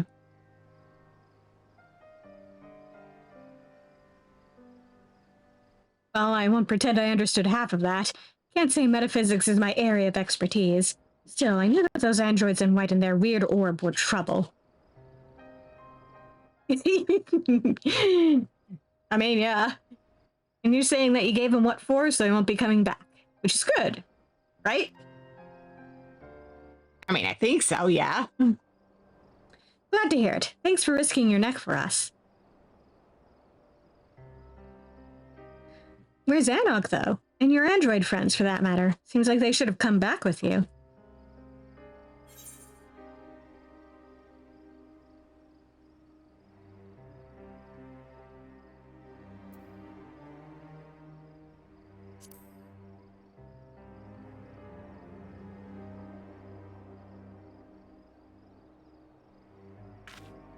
No, she...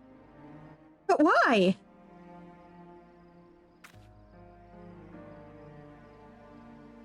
It just don't seem fair. I was holding out hope, you know? That everyone would be fine and life would go back to normal. Should have known better, sure, but...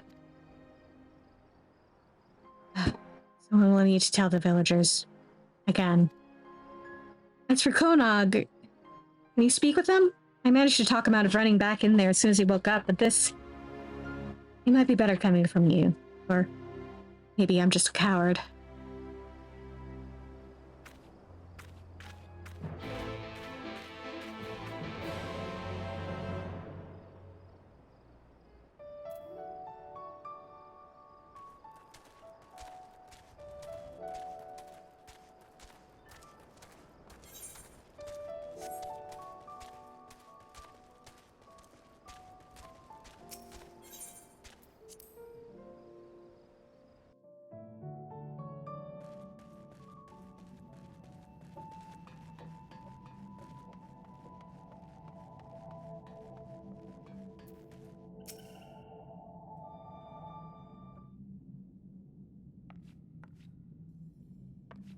You're back, but where's everyone else?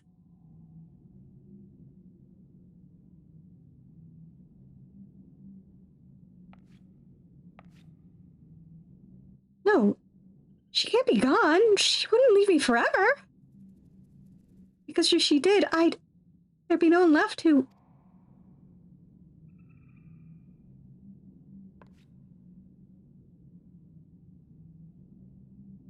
A letter from Anogg?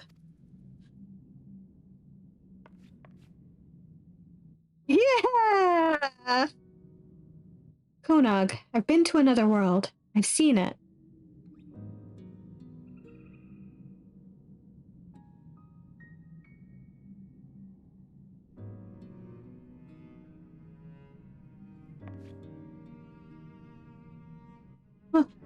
What does she mean? World, they're constructs? It's hardly a reason to run off on her own. She could have... I would have...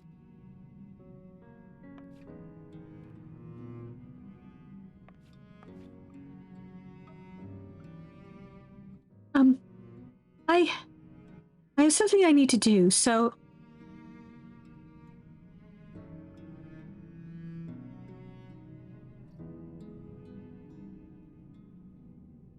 That watch belongs to the chief's wife. I found it when I was clearing rubble earlier. It was broken, but I went ahead and fixed it. She'd probably like it back, so can you give it to the chief for me?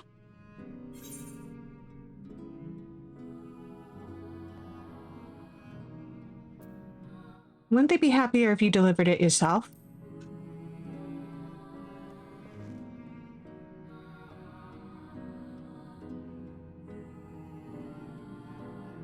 I can't. I need to... Never mind, I'm sorry.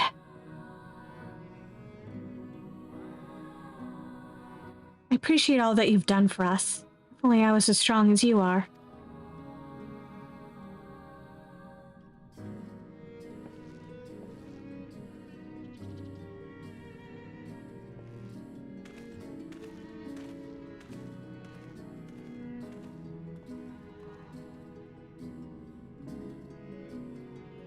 Maybe someday.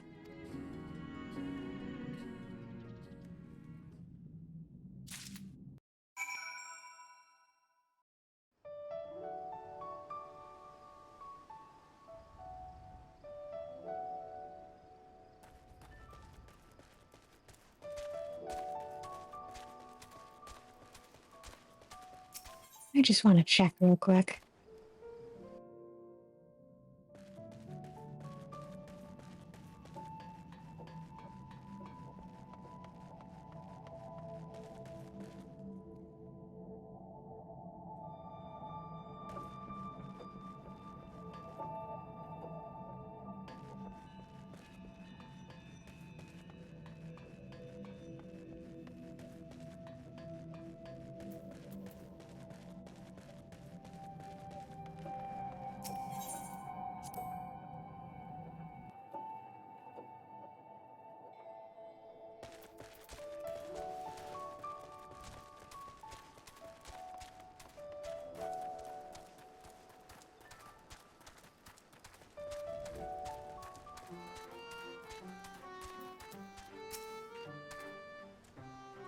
How did it go? Hey, something for the missus.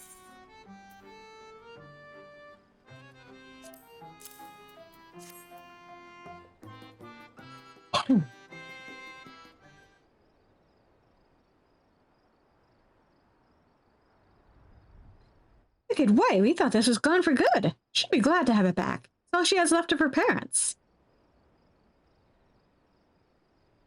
Why didn't Konogg come in person, though? He must know we'd want to thank him.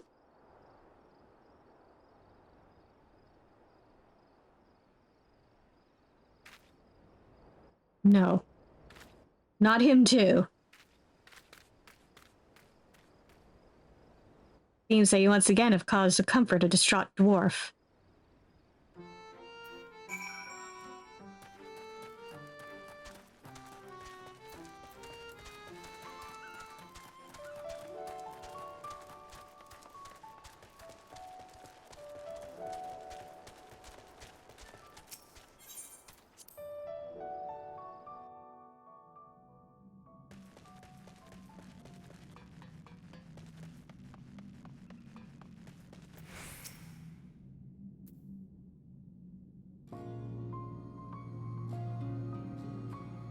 He left a letter of farewell. It's gone. I wish I could have done something. Anything. We've lost them both, and it's our own fault. We drove them to this. This can't be right.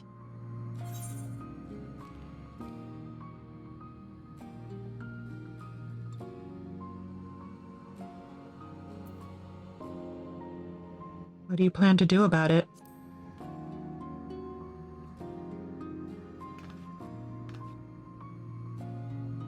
I don't know what I should do. I don't know how to make things right, but villagers need to understand that we can't keep on like this.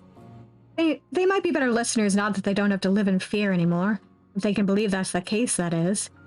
Would you mind sticking around? It'll seem more credible coming from the both of us.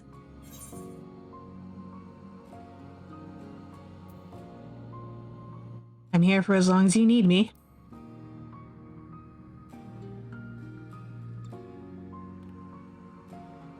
I knew you would be. You're always willing to do what needs doing. I'm ready to do my part too. Wait here.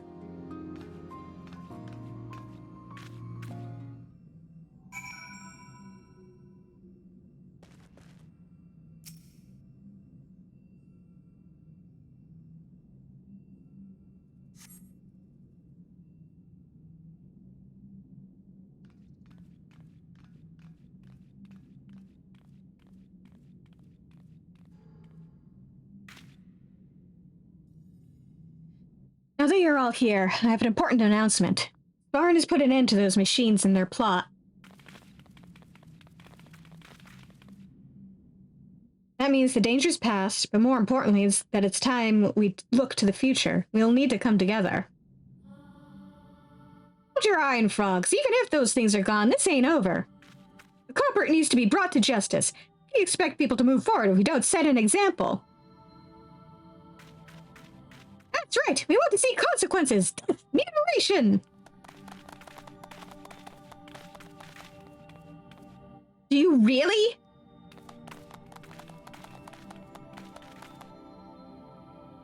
We need to talk them down, or that we'll never get anywhere with this, bloodthirsty bastards. I'll start punting.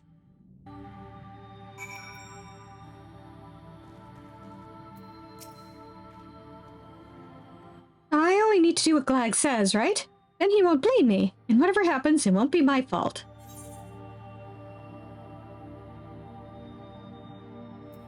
You think that will protect you?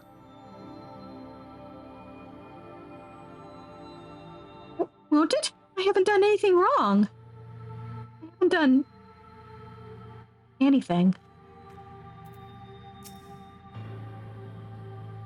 The sooner we do away with the culprit, the sooner we can all relax. You know I'm right. Glag thinks so too.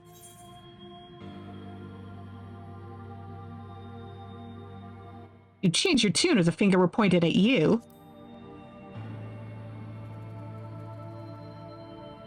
Wouldn't dare accuse me. Everyone knows I'm innocent. Don't they?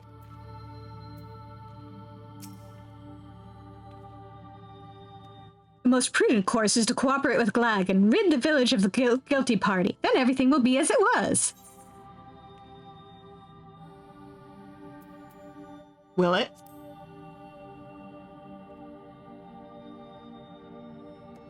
Of course it will. It has to be. Believe me, if there were a better way.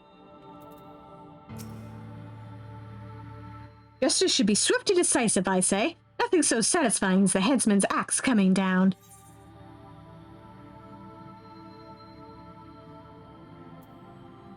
And if it comes down on the wrong person? At least we'll be able to put this mess behind us. Forget the whole thing. I can't think about it anymore. I just can't. All we need is one or two people to take the blame, then the rest of us can get back to our normal lives. Are you planning to volunteer? Why should I? I've done nothing wrong. No, not a single thing.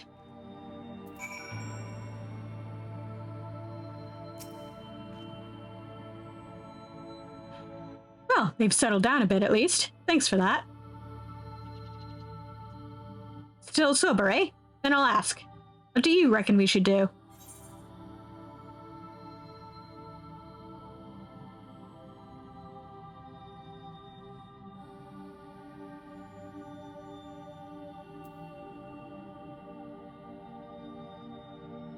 Stop this before it's too late.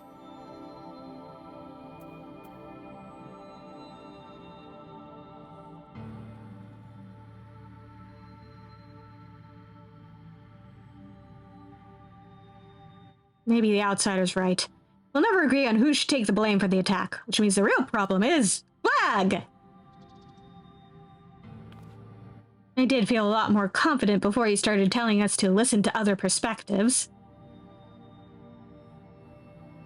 He's been trying to turn us against each other, but he's the elder here. Shouldn't he have seen our village's fiery destruction by skybound machines coming? What? No! No one could have foreseen this, no matter how wise they are or how hard they try. No one's right every time. We've all made mistakes here, believe me. Anogg, Konogg, Glad, the whole lot of you. And me, all of us.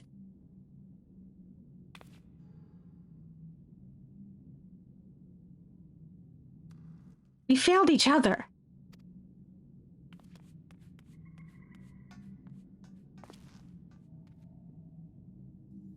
Alas, there he goes again.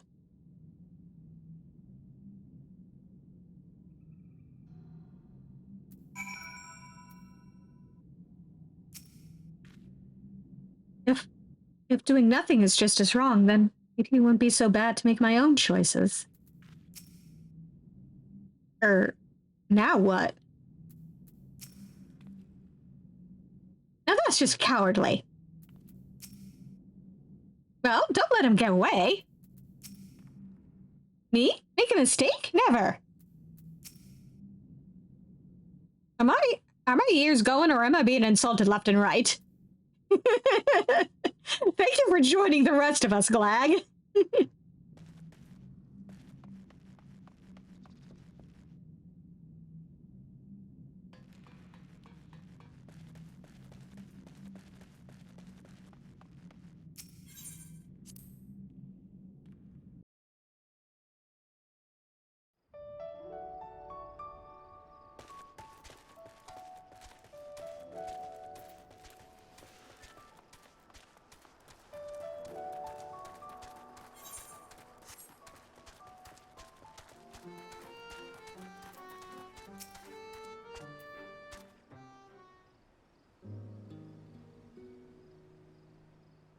Lolly's sorry you had to see that, Ho. You may not be cut out for public speaking. I won't give up on putting Comra back together, though, in whatever way I can. I don't know what we should have done, but there's nothing for it but to try and do better.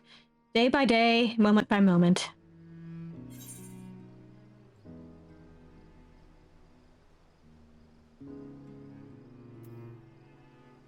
Day by day, moment by moment.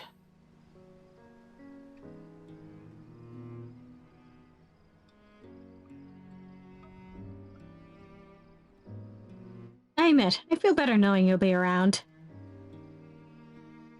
Pardon me?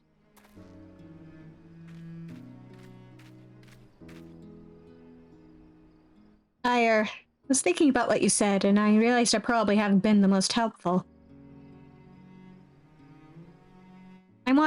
I'm choosing to try harder from now on. So if you need another pair of hands...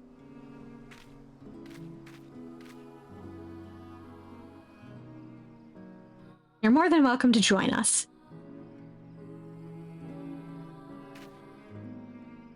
Well, I'd say we're all past due for a little breather after all that's happened.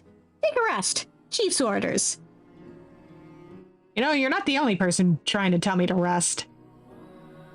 Understood. I'll be just over there then, with my thoughts. Yes. Not a problem.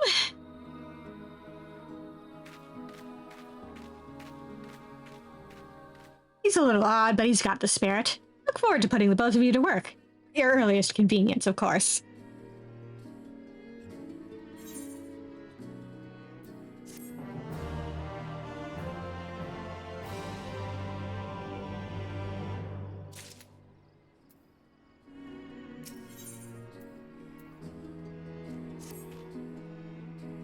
Lolly, thanks again for offering to help us rebuild our village, Ho. So, are you rested and ready to begin the work?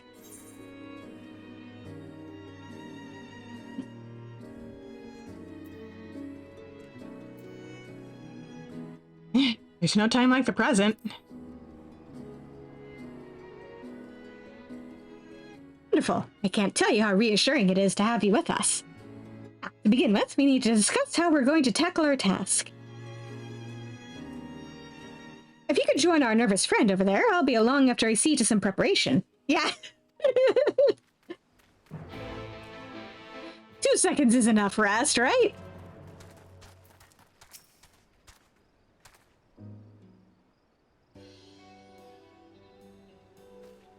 Ah, my doom has come! Doom! Oh, it's just you. Sorry, force of habit. So, is it time? To rebuild, that is.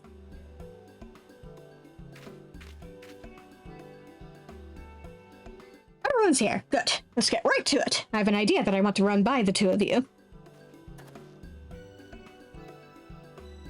In order to rebuild, we're going to need lots of supplies and willing hands, neither of which we have a whole heap of at the moment. But then I thought, what if we availed ourselves of the technology used by the machines? With the wealth of parts they left behind, we have all the materials we need to rebuild and upgrade our automata to do the work. Yeah. Old man keels over from overwork. Not only would it be practical, since we'd be using the force behind our destruction for our salvation, it's also poetic. For your part in this, Farn, I'd ask you to venture into the tunnels and gather those items what might be useful.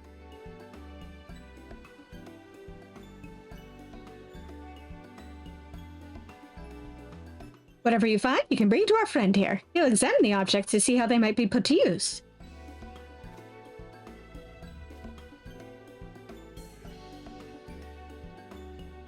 And that's about it. So, what do you think?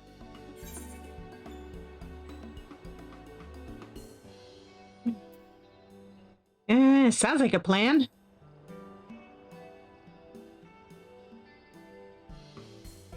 Good, good. With this, the rebuilding can finally commence. We'll prove to everyone that you can't keep us dwarves down, except maybe with copious amounts of grog.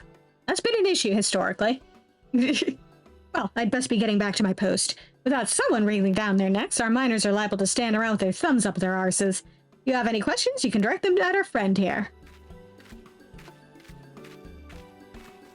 Between you and me, we're probably doomed to fail. But if it's going to happen anyway, there's no point in delaying it. That's to say, if you're ready to begin, then so am I.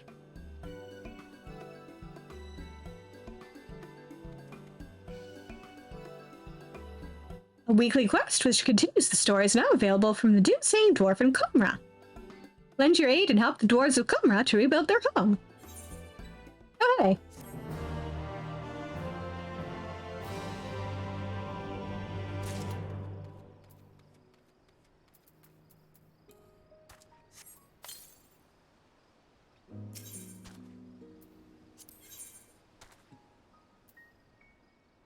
The doomsaying dwarf wishes to send you to gather machine parts, and definitely not to your doom. Ready to go to your doom? Get to work, are you? Good, good. As per the chief's instructions, your task is to gather items the machines left behind that might prove useful for rebuilding our village. Do you know any suitable places for this? Yep. There's a ruined factory strewn with machina. Oh, that sounds perfectly forbidding. While you're out there searching, I'll get my tools ready for dismantling. I look forward to the spoils of your foray.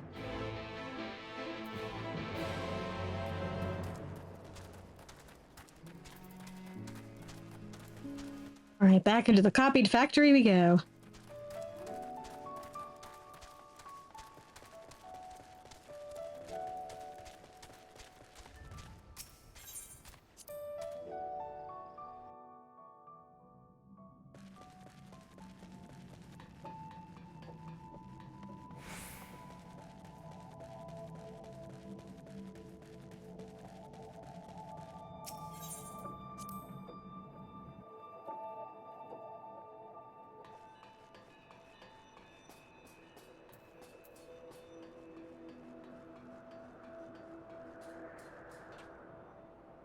Whee! Crunch go the ankles.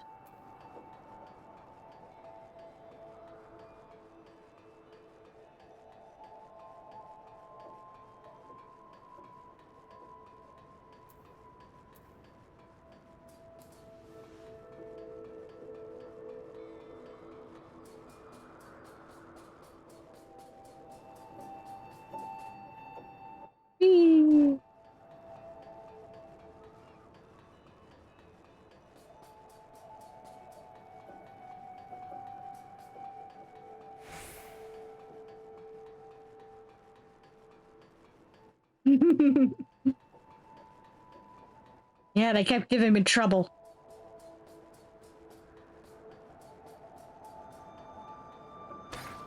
Don't know why. I never gave them any trouble.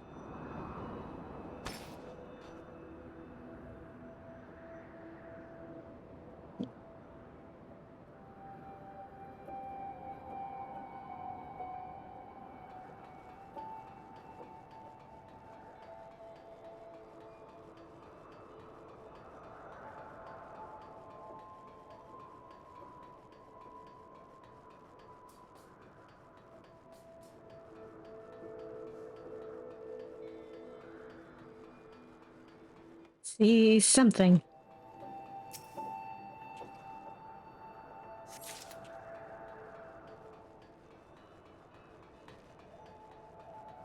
Another something.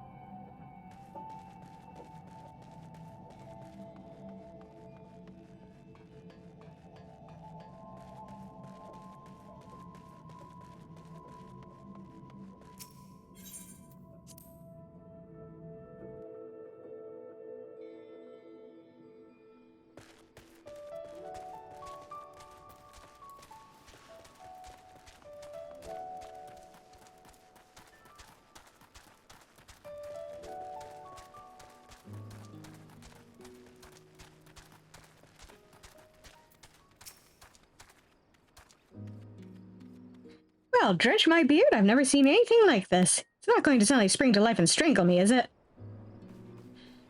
No? Well, if you're sure, I'll set about studying it at once. Oh, I should mention that the chief is looking for you. Seems he has news to share. Something dreadful, I shouldn't doubt.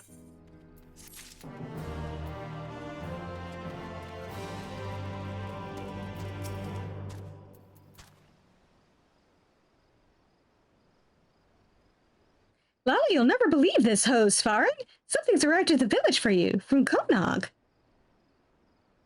Looks to be some kind of technological what's-it. See this gold pattern here? Haven't the faintest how you'd read it, though.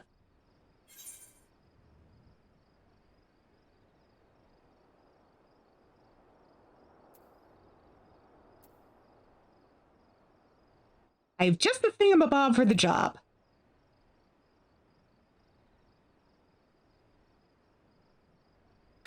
Huh, so you just waved this archive at it? Well, there you go. Feel free to check it at your leisure.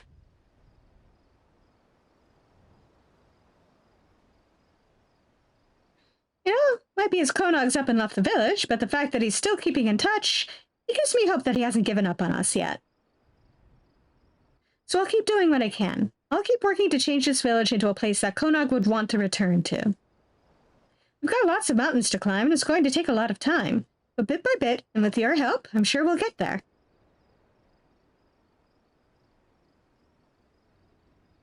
You obtain a message from Konogg. The message can be viewed in your portable archive.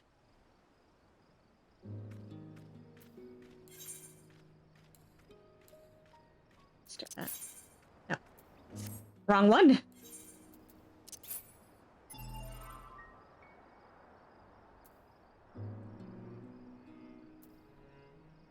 Konogg's messages. Dear Svarin, I hope this message finds you. I'm going on a journey to learn the secrets of the White Spheres for myself. Maybe some of them will be of use to you. I'll keep a record, just in case. Oh, good luck, Konogg. I'm sure we'll see him again someday.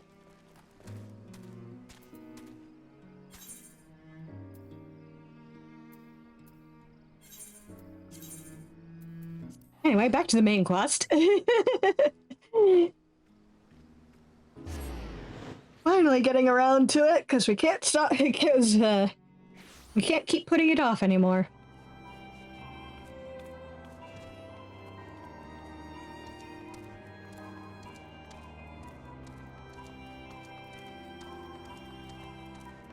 Let's see about mending my shit, though.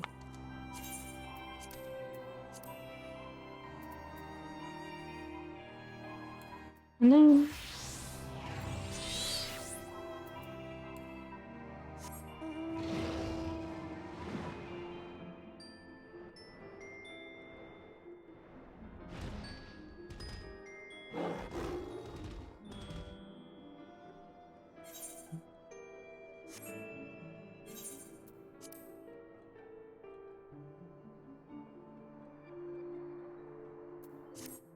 Okay. Yay! Freedom! You missed out on the rest of the near quest line. Darn, my, it has been too long. Tara did mention that I would be joining you, did she not?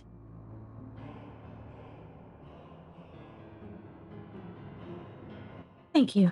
Words cannot well express how I have longed to know more of the first. This world Minfilia has sacrificed so much to save.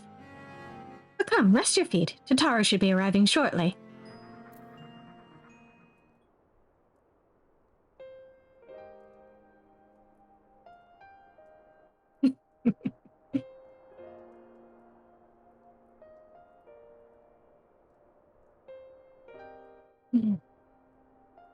And so Minfilia chose to pass on her gifts to the next oracle?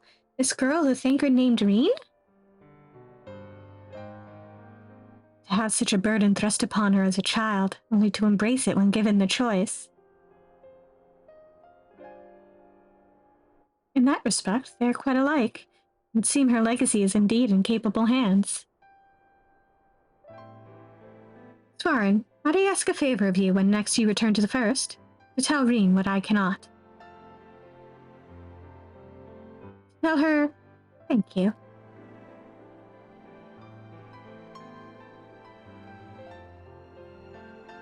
And I would offer thanks to you as well, for staying with her to the end.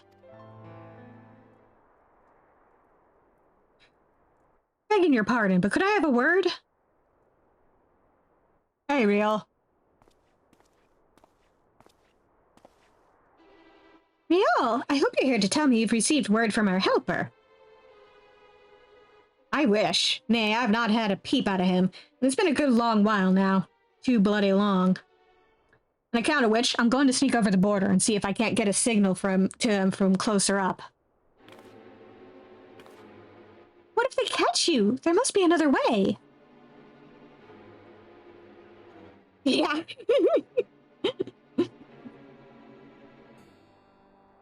I mean, yes, that too. No, it ain't as if we can ask Thanker to do it. Besides, I shouldn't have no trouble picking me way through Gimlet now the fighting's died down. Gods know there's enough shadows to hide in. And it beats waiting around here twiddling me thumbs. Anyway, I just thought I'd let you know. Now, I'd best be... Ack, I nearly forgot. Krell's at the stones and she wants a word. Treats are great when they're not being thrown at you. Something to do with the patients. She was getting ready to examine him again when I left.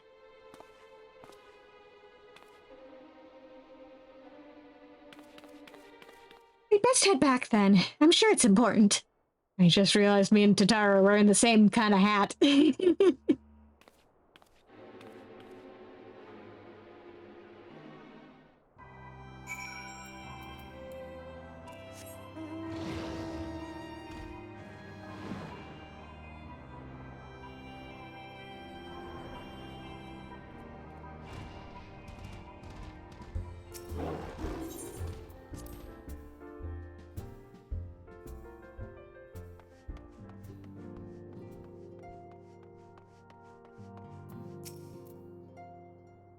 Seems she's still examining them. Oh, I do hope it's nothing bad.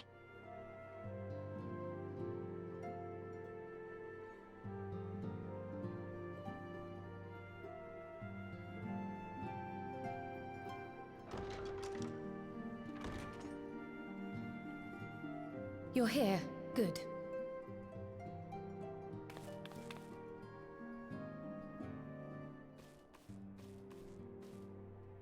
So, how are they?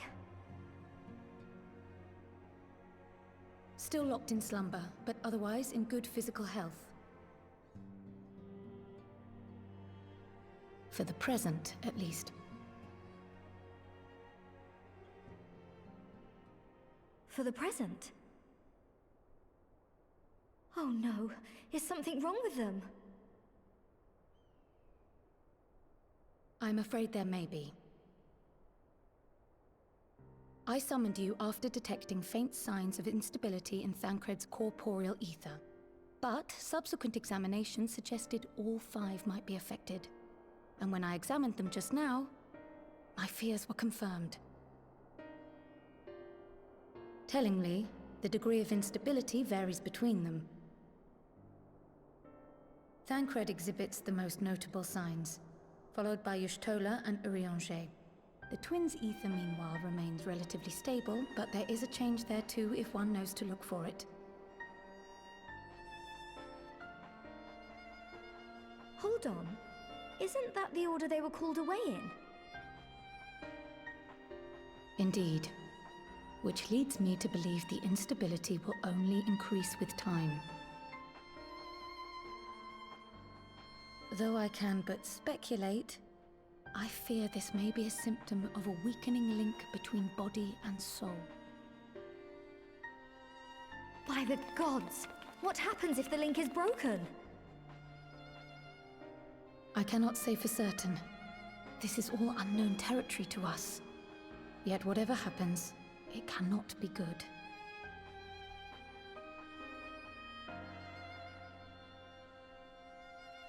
Mercifully, the instability is still only slight. And you may rest assured Master Matoya and I will do everything in our power to keep it from worsening. Be that as it may, it is imperative that you find a way to restore our friends' souls to their bodies.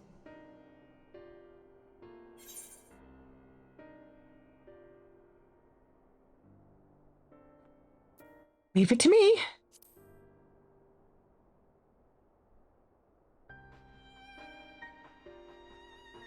Thank you. But where's he even supposed to start? We had the greatest minds in the realm hunting high and low for an answer, and they ran out of places to look.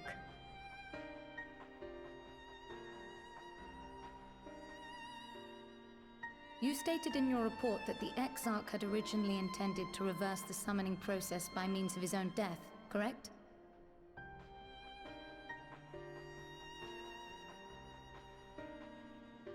Raha always was a reckless young fool, ready to die for the first righteous cause that came along. His plan might well have worked, but I for one am glad he never had the opportunity to see it through. Even if it does mean our friends must remain stranded a while longer. There is another way, I am sure of it. And the key lies with him, with the Exarch. Pray return to the First and apprise him and the others of the situation. We, meanwhile, will do what we can from here. And, if the fates are kind, we will have good news to share upon your return.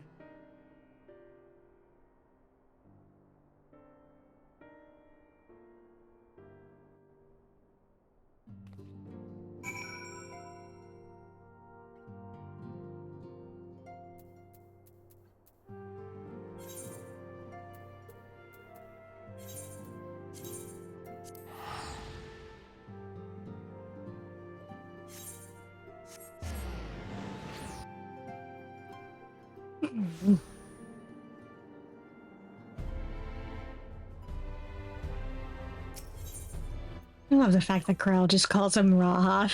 That's just so sweet.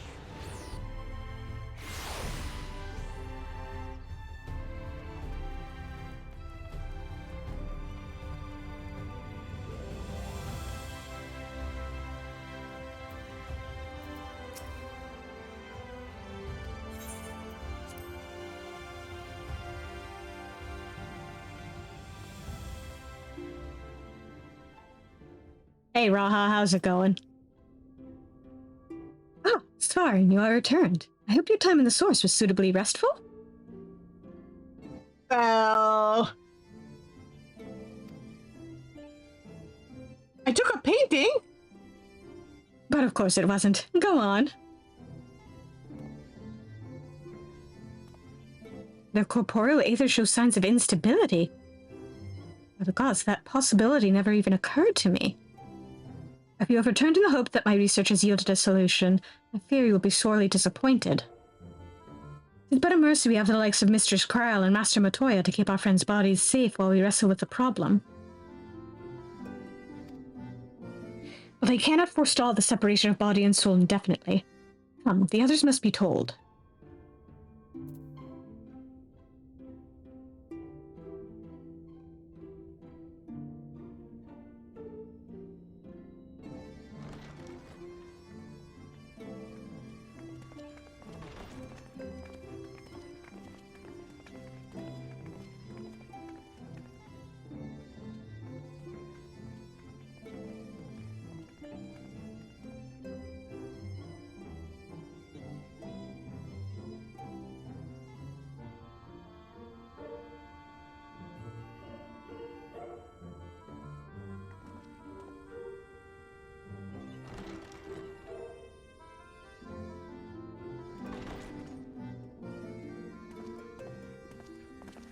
Pray excuse my late arrival. Will Thancred and Reen not be joining us? Nay, milady. With apologies to all, they beg leave to pursue their investigation of the empty to its conclusion. Should matters here demand their presence, however, they did assure me that they would make themselves available. Yes, of course. Then let us proceed.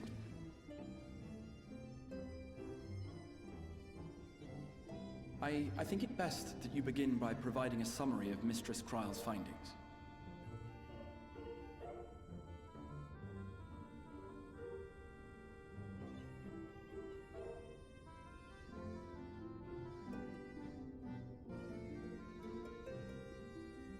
I suppose it was only to be expected that some change would occur. Yet our souls seem unaffected, to my eye at least. How long they will remain so is another question. Kryle is right. It is imperative we find a way to return to the source. Perhaps an explanation of the method by which I brought you here will yield some inspiration. Ere I begin, it must be noted that I am by no means a gifted mage. In order to employ powerful magics, I must rely upon the Crystal Tower and its boundless reservoirs of energy. The magic that summoned you was no exception. 'Tis a singular spell, adapted through painstaking effort from the technique that transported me to the first. To use an analogy, it works by cutting a hole in the fabric of reality. A hole tailored to the object of summoning, through which it and it alone may pass unscathed. Though I succeeded in creating said hole, I failed to latch onto my intended target. Instead of you, the spell found those close to you, and ended up summoning them in their incomplete state.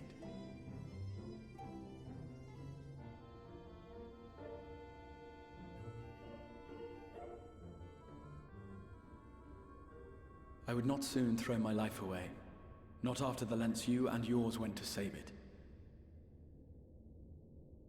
And so long as I breathe, I will spare no effort to see you safely home.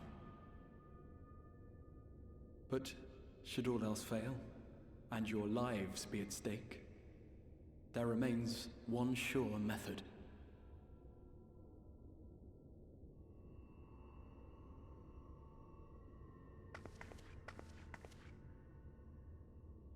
Ow! What was that for? How can you even entertain such thoughts? You owe your life to the Warrior of Light, and you don't get to die unless he says so.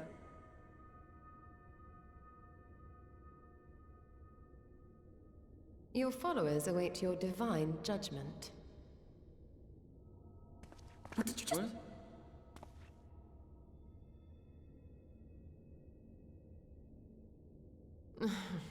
If the two of you have finished, perhaps we could return to our discussion?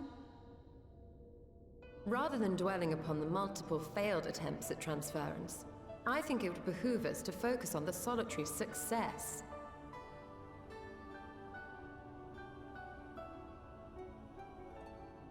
I would draw your attention to the fact that our friend can travel between worlds possessed not only of his body and soul, but his personal effects besides. This is no different from the teleportation magics to which we are all accustomed. Magics that allow for the transportation of those inanimate objects one considers to be an extension of oneself. Are you suggesting that simply by considering us his possessions, he could carry our souls back to the source upon his person? Well, it would be nice if things were that simple for a change. But vague notions of ownership seem a rather tenuous thing to stake our lives on. So much as a moment of doubt on his part, and we'd be left floating in the rift. Milady hath the right of it.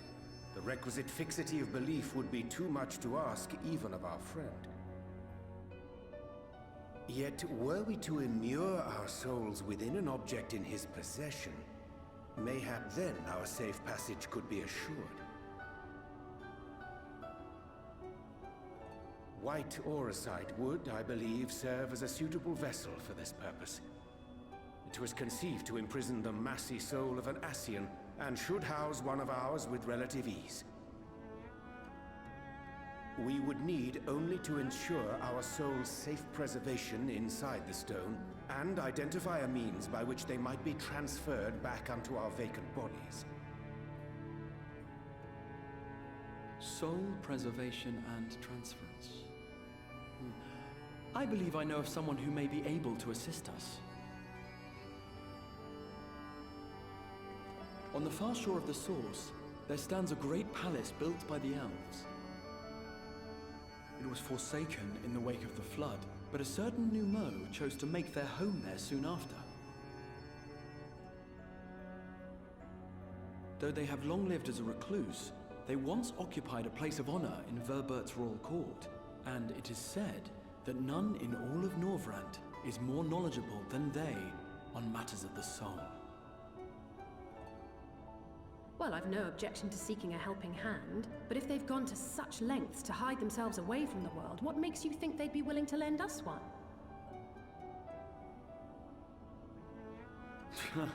A worthy question. Years ago, I myself tried and failed to solicit their cooperation in the battle against the Sin Eaters. No sooner had I begun to make my plea than they unleashed a swarm of their familiars upon me. Unlike me, however, you have curried favor with the Fae folk. By that merit alone, I am hopeful that they would grant you an audience. They may still be inclined to turn you away, of course, but if their knowledge might feasibly facilitate your return home, we have to try.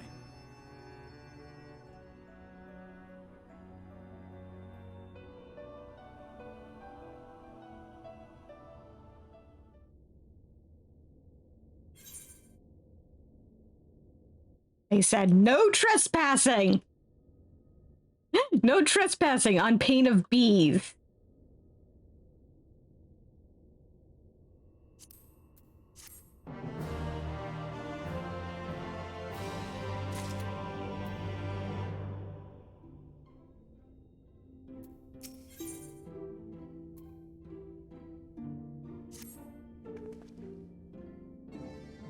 The Grand Cosmos, that is, the palace we seek, stands on the opposite shore of the source.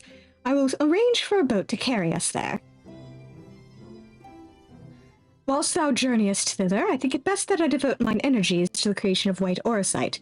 By thy leave, of course. The process requireth no small amount of time, and should the Nu Mou consent to lend us their aid, we will have need of a suitable vessel ere long.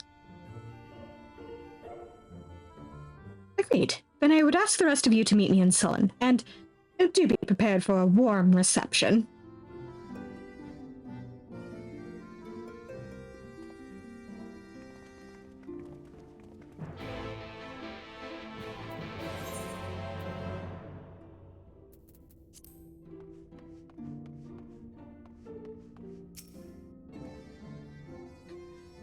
may join the others in Sullen. I shall turn my thoughts to the Aura site and apprise Thancred and Reen of our progress.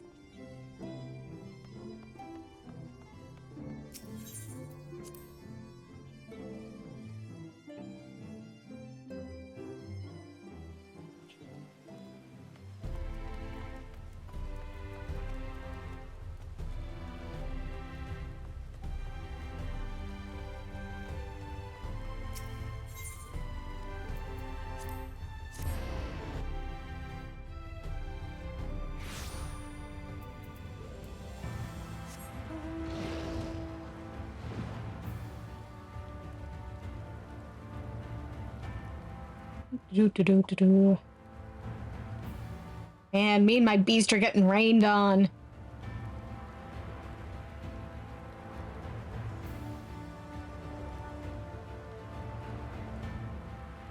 Can't imagine that a wet shadow beast is going to smell all that great.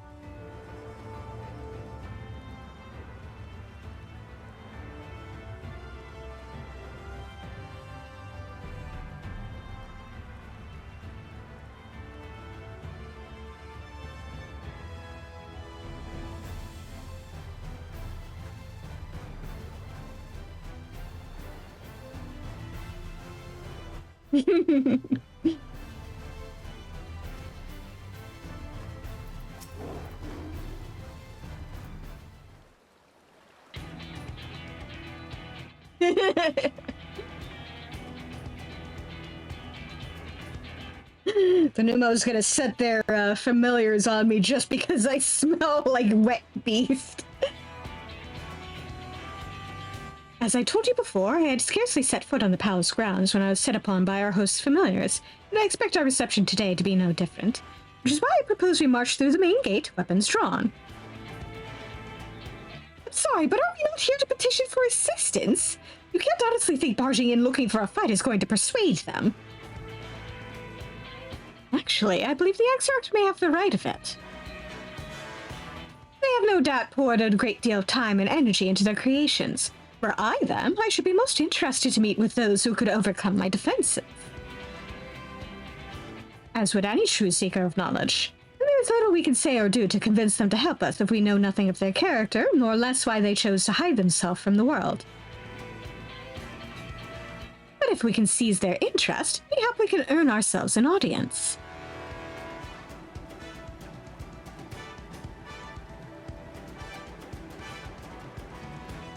Weapons drawn it is, then.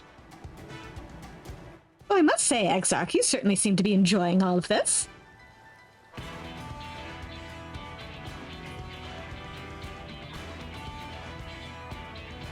Do I? Well, I will not deny that I enjoy the thought of fighting alongside you all rather than pacing about inside the Crystal Tower.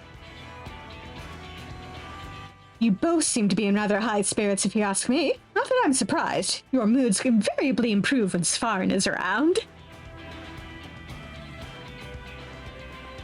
What exactly are you implying? He averted a calamity, and the light which seemed destined to consume him has been extinguished. It is only natural that we'd be pleased to see him. And we totally don't just have crushes on him or anything. Yes, well, you will have plenty of time to celebrate his good health after we've finished here.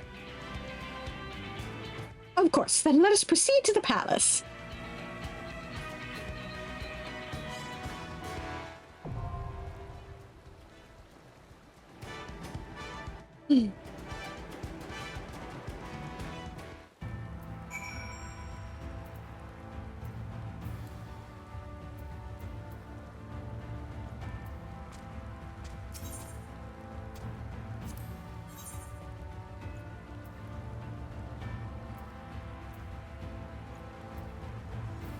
Exarch gets to play tank.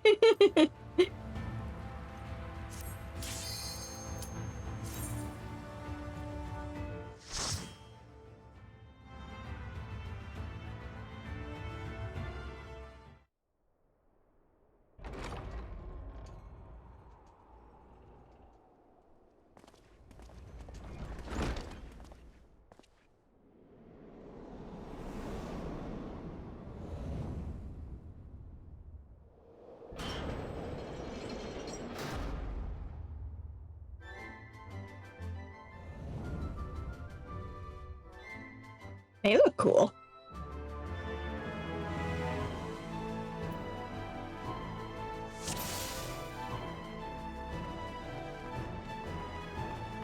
Should you value your lives, you will quit this place at once. Now, be gone with you! Well, I'd say we're off to a fine start.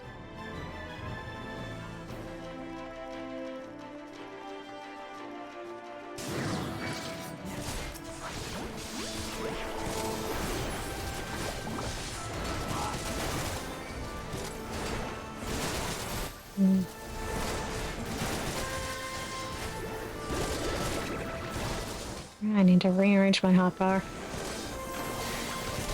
I was leveling Pictomancer on, Erna. I haven't done the actual quest line yet.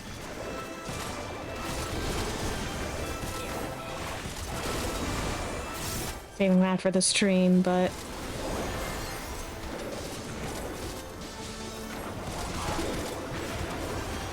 I've had some time to, come to grips with how, this works.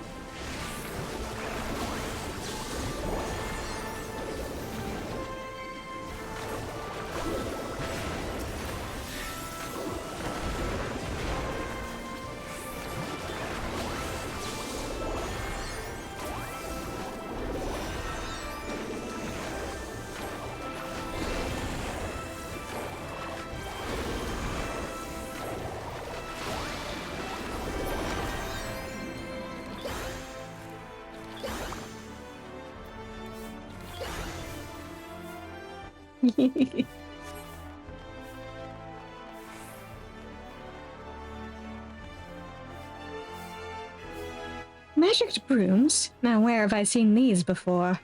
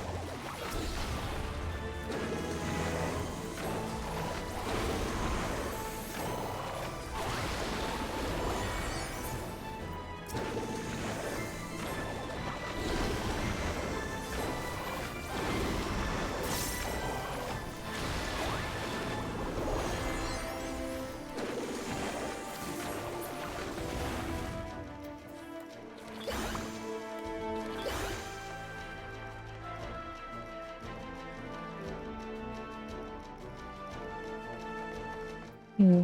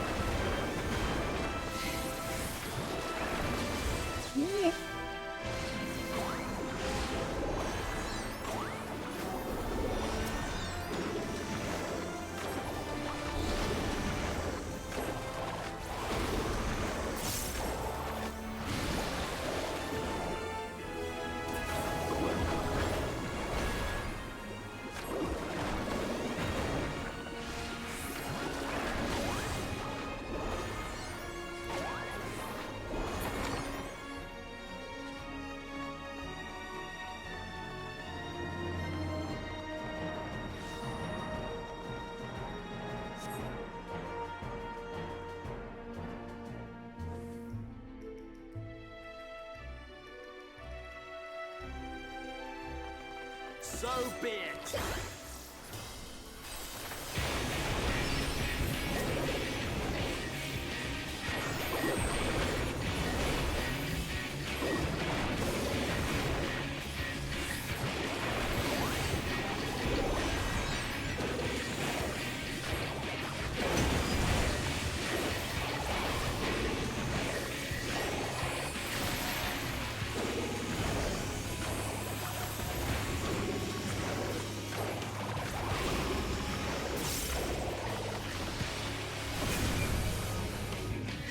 Yep.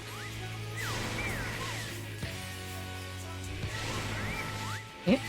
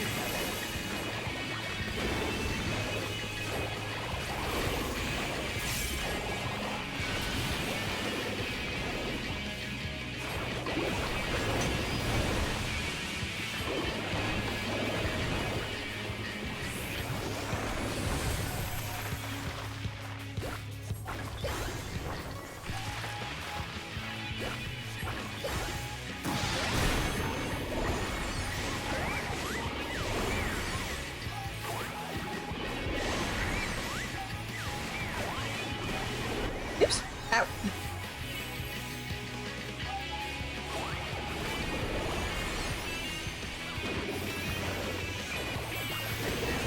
Focus. Release.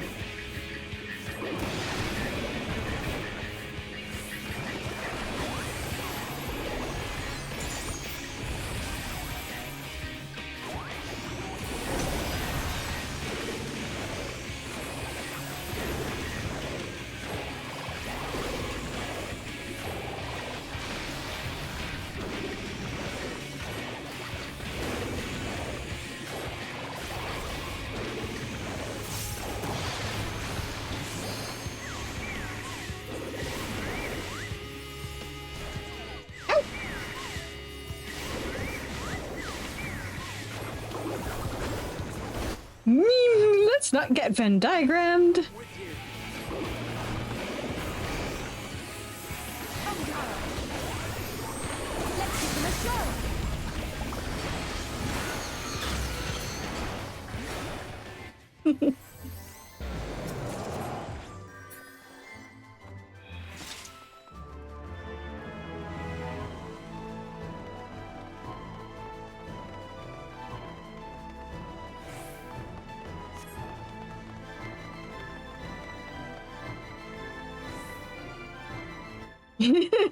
I was about to remark on how pretty it is, and then Alfie was like, it's beautiful.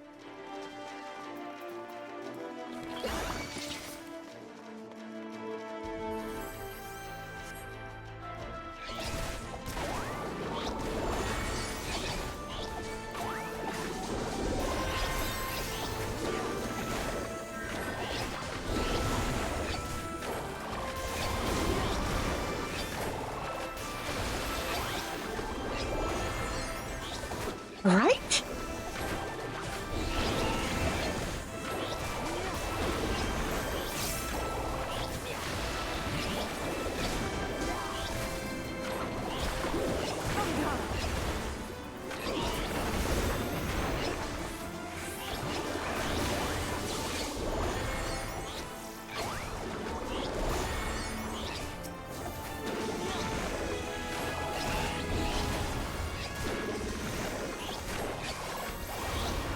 Look at how big this place is. I'm sure there'd be room for us.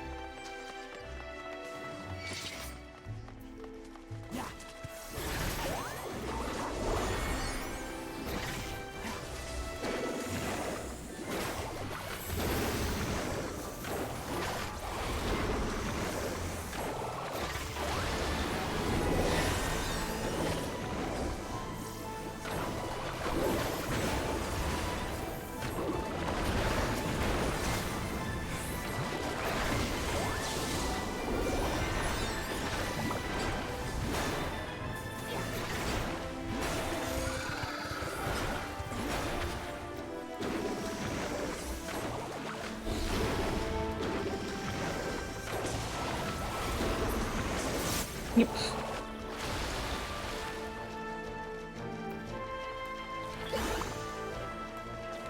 Rude of them blowing themselves up before I could finish them off.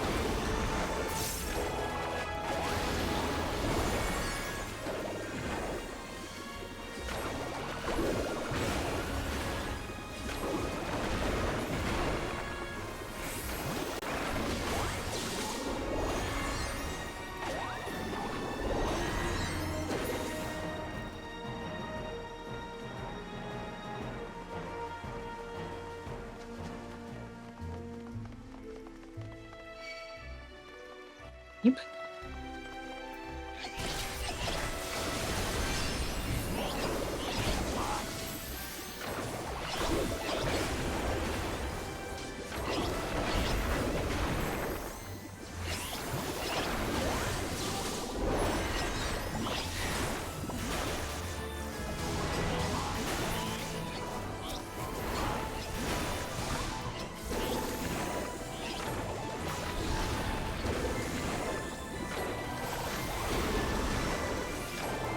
If they're actually watching us, I bet they're thinking, who is this person who keeps hitting my familiars with hammers?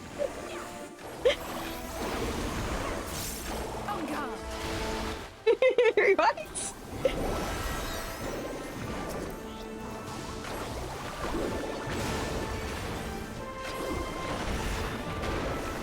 When I was leveling, Pictomancer on her, and someone in the random party I rolled with was like, commented on how much they loved the cartoony hammer.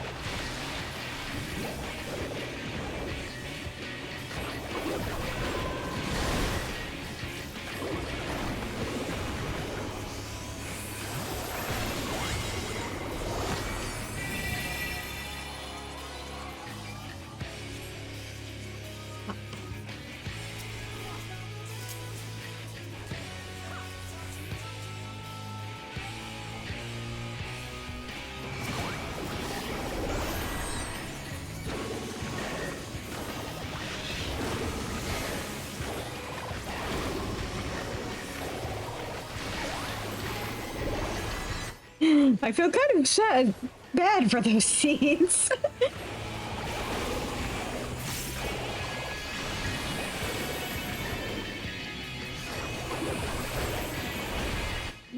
Oh dear. There we go.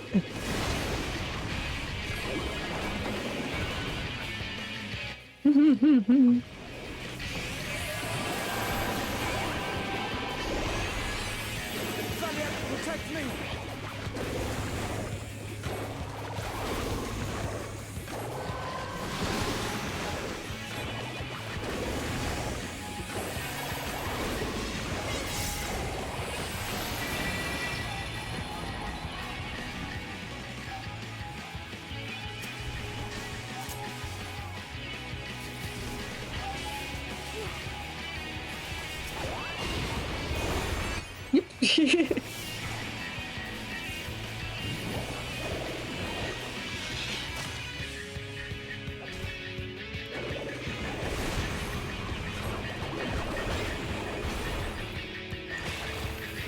I'm with you.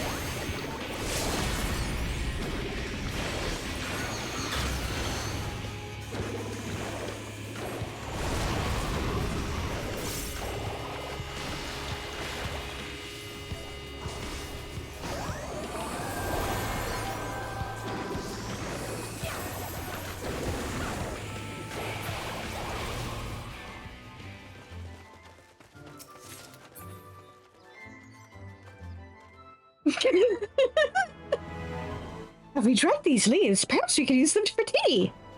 Why are you like this?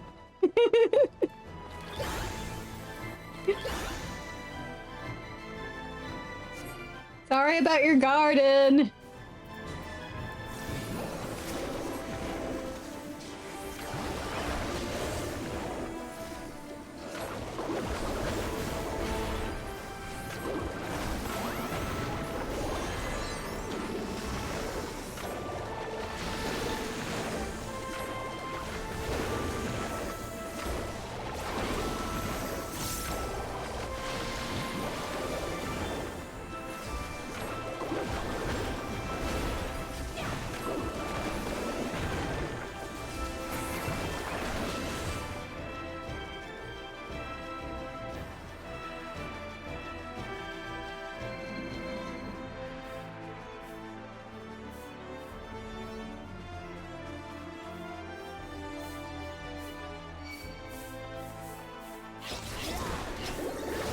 Wait.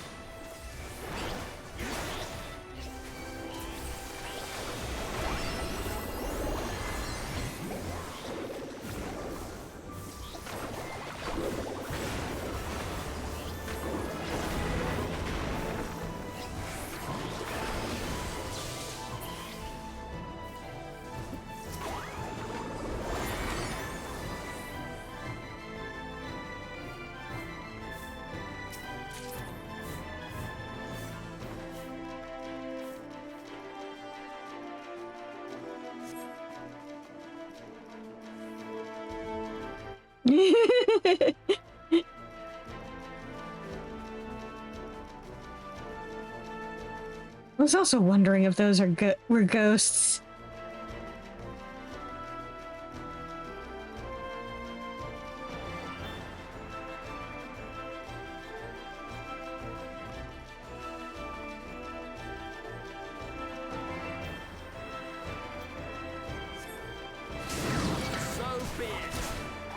Yep. Owie! Stop attacking me!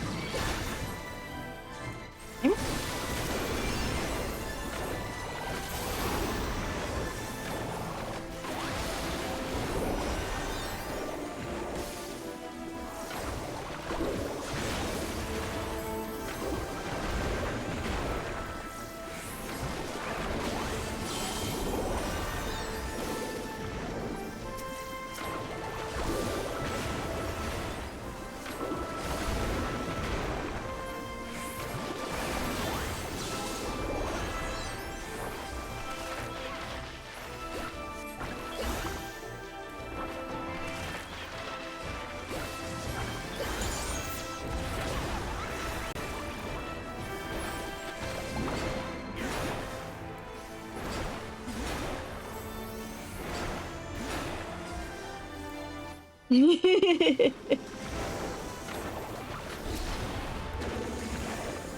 be fair, he's also playing the tank, so they better be focusing on him, otherwise he's not doing his job.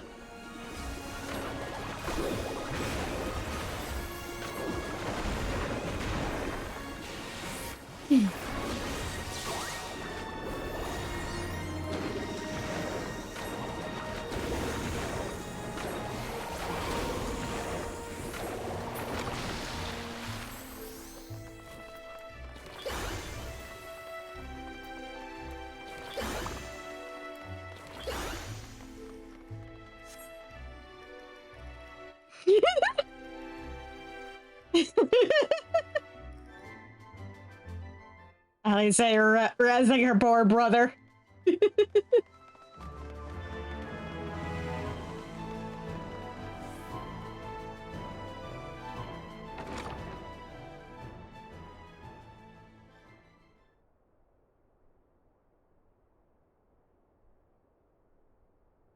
You've sullied these halls long enough. Come, Lucas, our guests yet want for company.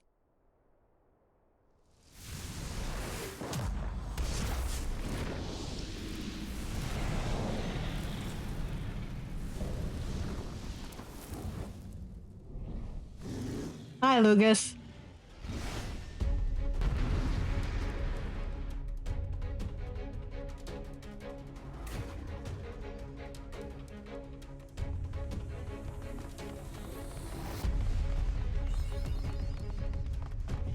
Yeah, it's so mysterious. Just can't figure it out, guys. Yeah, that must be it.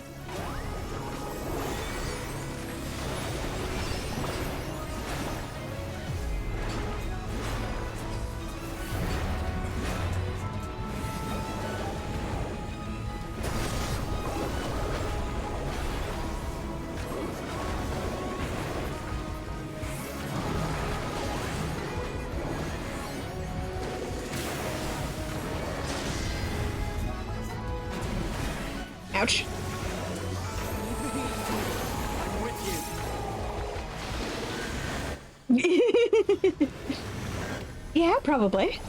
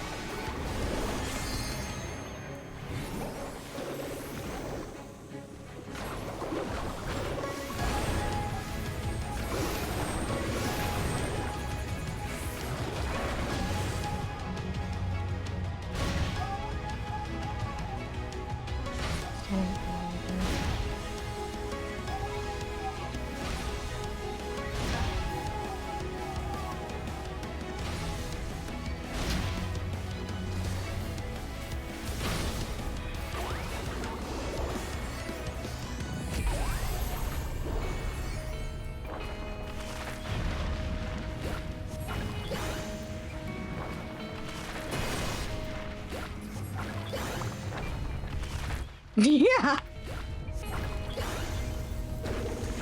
So rude.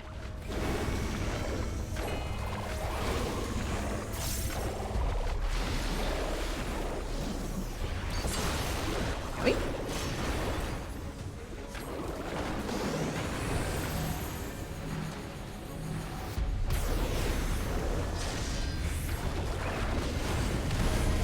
Ow. God damn it.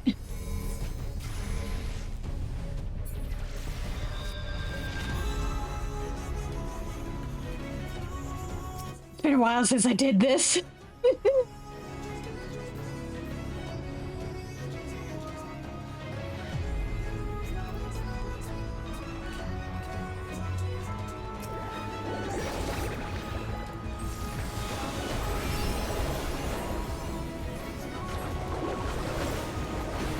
Also doesn't help that I'm playing this in a relatively new to me class.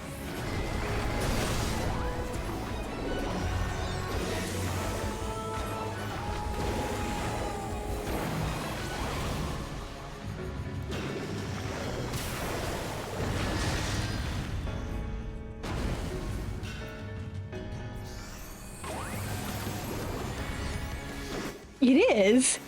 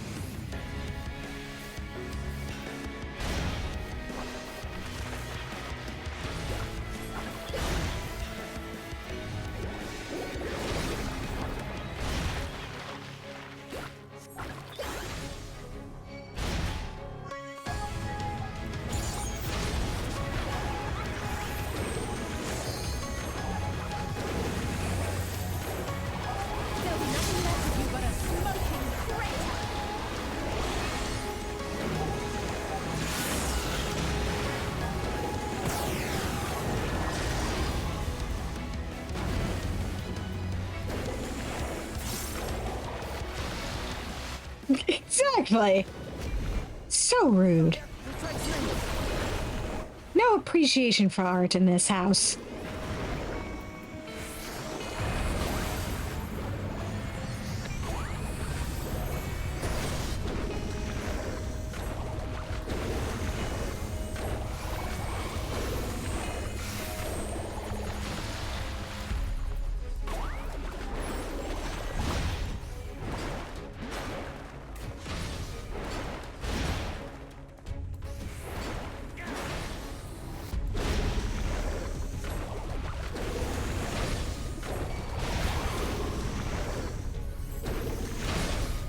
There we go.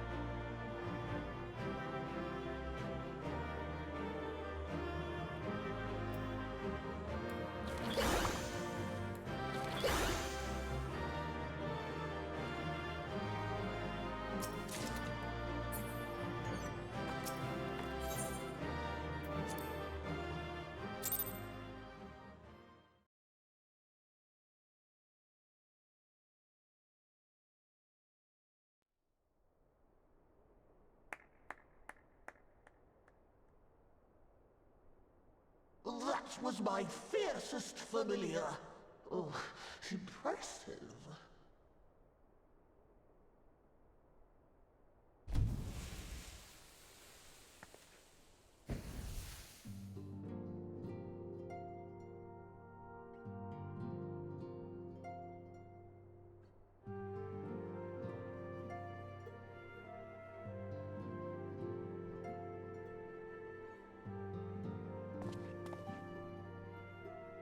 Konogg, 'tis good to see you again after all these years. And judging by your vigorous greeting, I dare say the feeling is mutual. To be sure, a simple shake of the hand would have sufficed by way of welcome, but I shan't complain. But you must be wondering as to the purpose of our visit. We come to beg your assistance in a most urgent matter. Shake? Beg? Our comrades' very souls are in danger. If we are to save them, we will need the benefit of your unsurpassed knowledge on the matter. Please, will you not sit and hear our plea? Oh, how dare you! How dare you speak thus in my presence! It was to escape such words of temptation that I hid myself from the world of men. You are sinners, one and all, and I swore never again to have any part in your affairs. I can only imagine what terrible events forced you into a life of seclusion. But I know that the Nu Mou are a good and noble folk. It is not in your nature to turn a blind eye to the plight of those around you. And in treating with us, I am certain whatever mistrust you feel for man will begin to heal.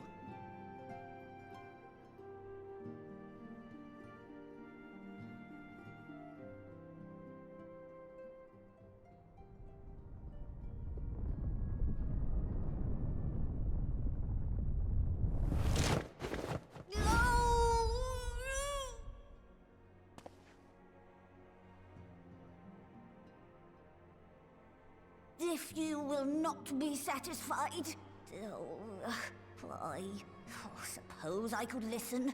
After all, there's no harm in just...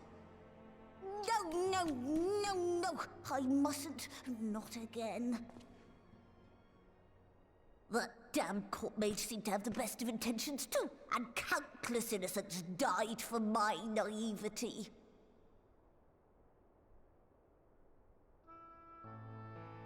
Oh, you know not what you ask of me, what horrors my knowledge has wrought.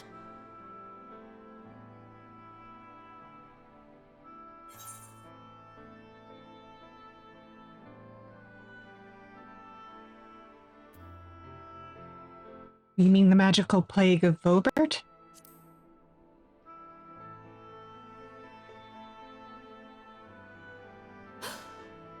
You know of the plague?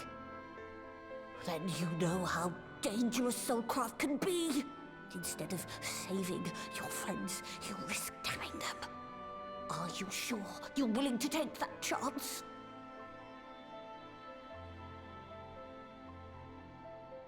No.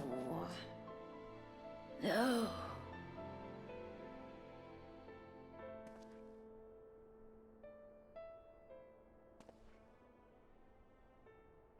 Oh, very well. I will hear your petition, but that is all. And I expect fitting payment for my troubles. Commensurate with your contribution to our cause. No more and no less, I promise you. With that settled, might I impose upon you to join us at the Crystarium? I'm afraid the nature of my friend's predicament calls for absolute secrecy.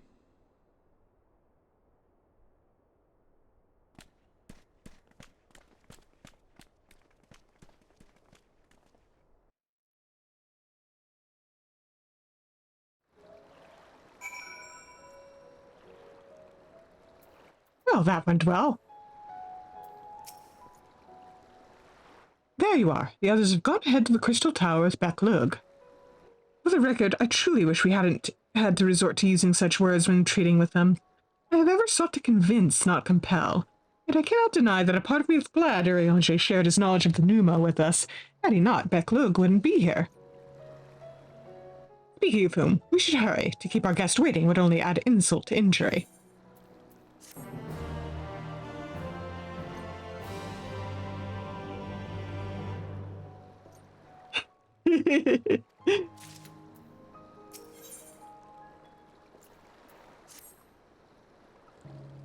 We mustn't dally here any longer, Svarn. If Becklug is to hear the truth of our travails in the first, you of all people should be present. Yup.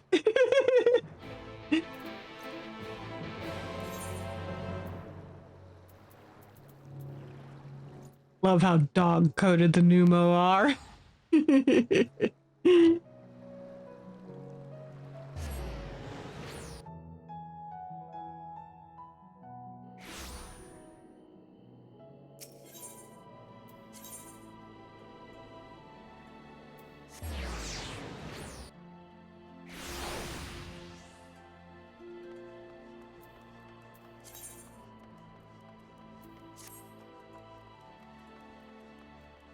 Thank you. I forgot to change it.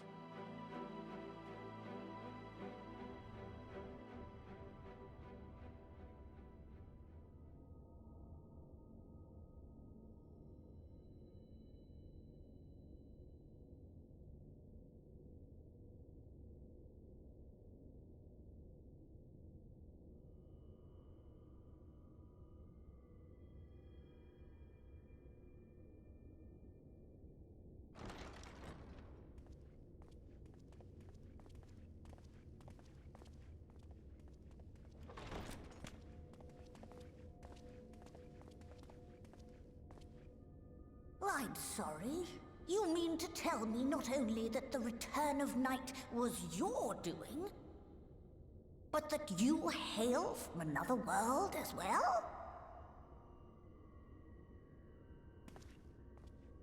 Everything we told you, of the source, the shards, the 7 umbral calamities, all of it is true. I realize how fantastical it sounds, and I would not blame you for doubting our testimony.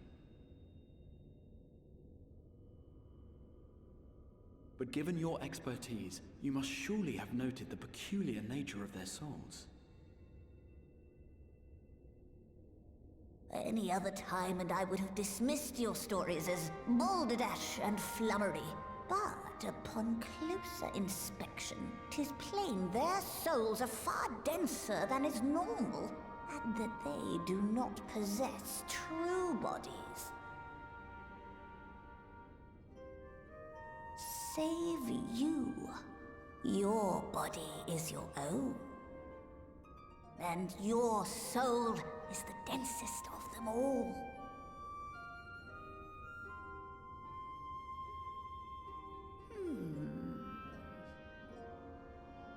As I said before, were it not for their heroism, the skies over Norvrant would still be awash with light, the realm yet at the mercy of Vorthri and the Sin Eaters.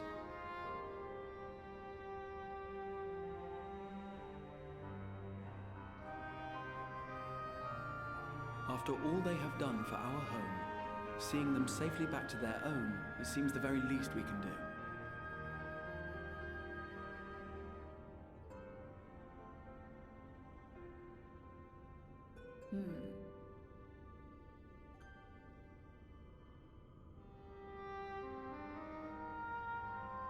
Your tale is intriguing.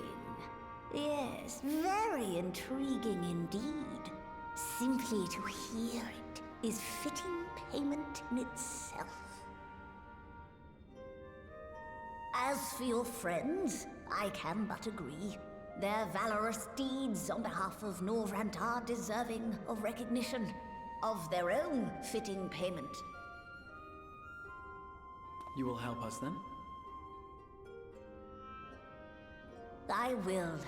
I would see my knowledge put to good use for a change. I do have one condition, however. I am not the spry young Nu Mou I once was. As such, I will require assistance in my fieldwork and testing.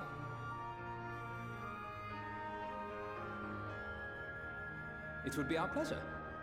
We'll be laboring for our own benefit after all.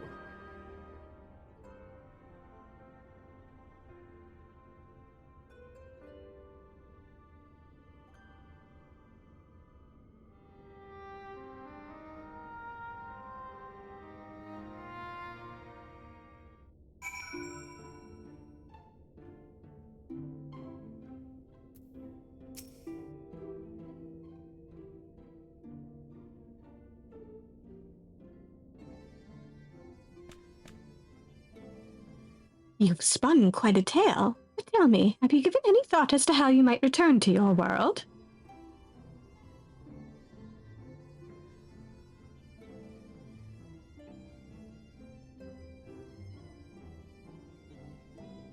White aura site, you say? An intriguing proposition. But one which fails to account for the present state of your souls. They have become highly charged, likely as a consequence of having maintained tangible forms for so long. In such an energetic, unstable state, there is no telling what may happen to their souls within the aura site. They could very well become immutable to transference, never to be restored to their bodies.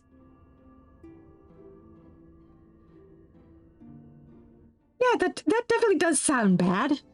Then, would it be possible to force our souls into a state of dormancy prior to transference?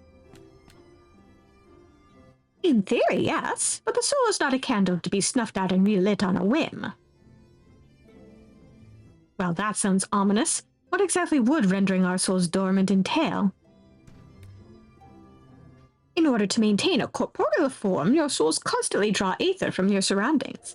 This process must be halted and the resulting surfeit of ether removed.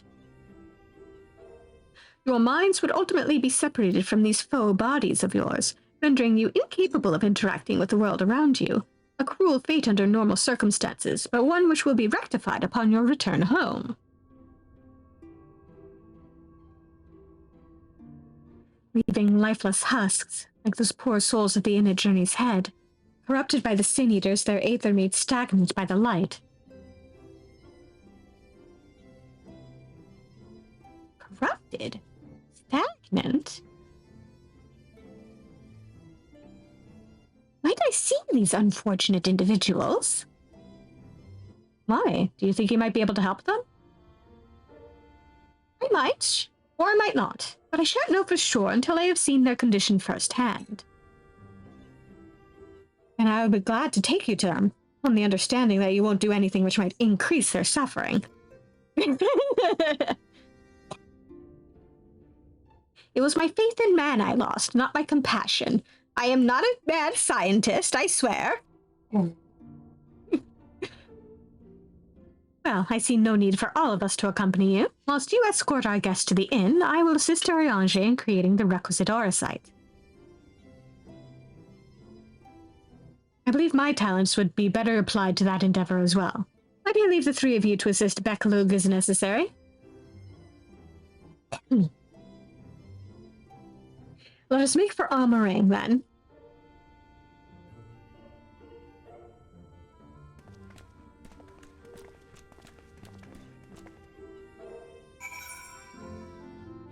Jason.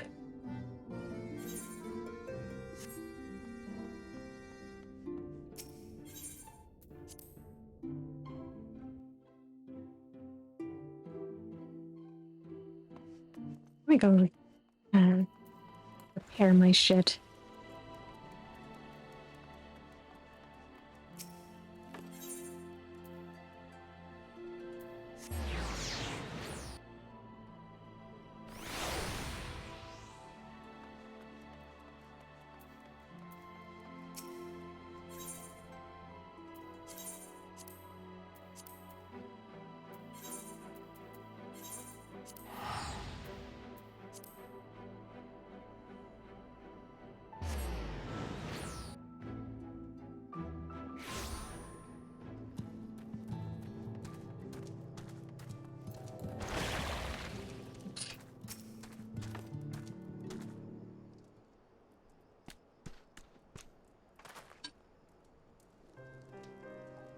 So this is Halric, is it?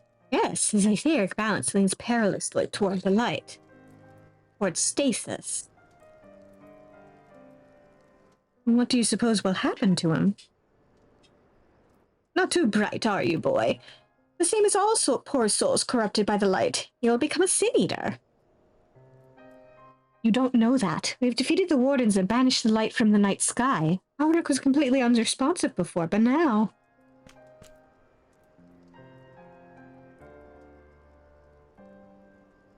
And perhaps there is yet hope. If I may, there's a treatment I wish to administer to the patients. What sort of treatment? In the course of my studies of the soul, I once created a tonic which could temporarily stimulate the aether in one's body. After some refinement, it came to be used by the Knights of Vobert. Then for far darker purposes. Lest it fall into the wrong hands, I swore never again to make it. But for their sakes, I will break that oath. It is not like to reverse the stagnation, mind you, but it should offer some measure of relief.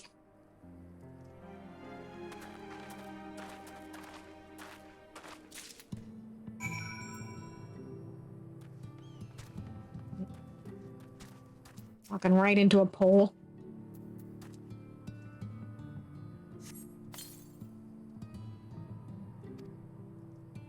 Hodden stares blankly at you. It would seem the tonic has had no effect.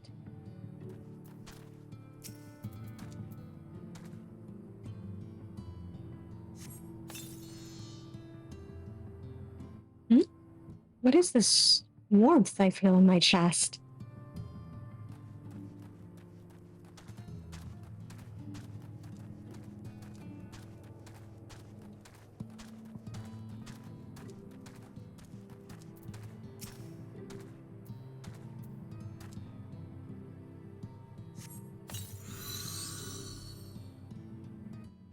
I feel warm in my legs. They don't feel as heavy.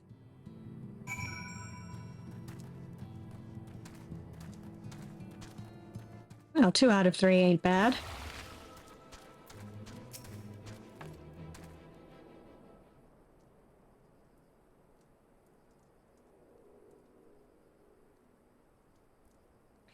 Now then, have you noted any change in the patients?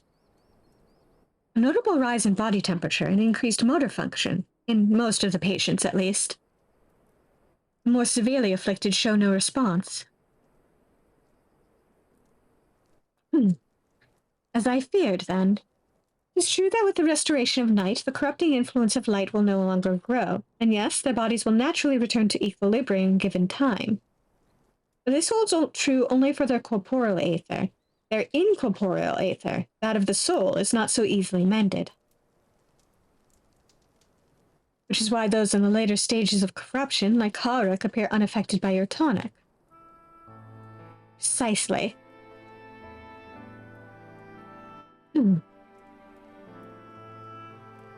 The boy's soul is far too gone, his mind held together by the finest of threads.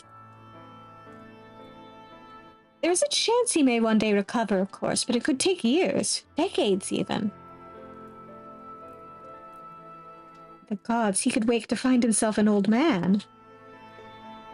A fine reward for his persistence, the opportunity to mourn the life he never had a chance to live. No, there must be something we can do.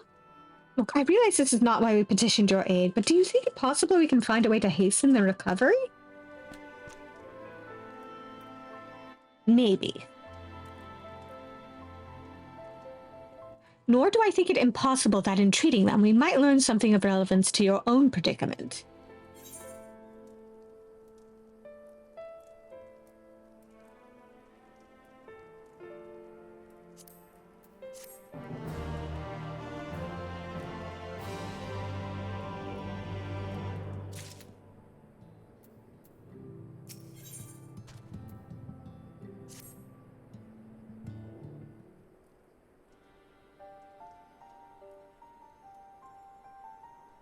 I suspect the Crystal Exarch has told you of my past, but I was once a mage of the Royal Court of Vobert, and that soulcraft was my field of study. The tonic you administered to the patrons here is one of the fruits of my labors. I hope to do great things for the kingdom. But in the end, my knowledge brought only suffering, plague the like of which none had ever seen. In the hands of unscrupulous men, what should have been my greatest triumph instead became my greatest shame.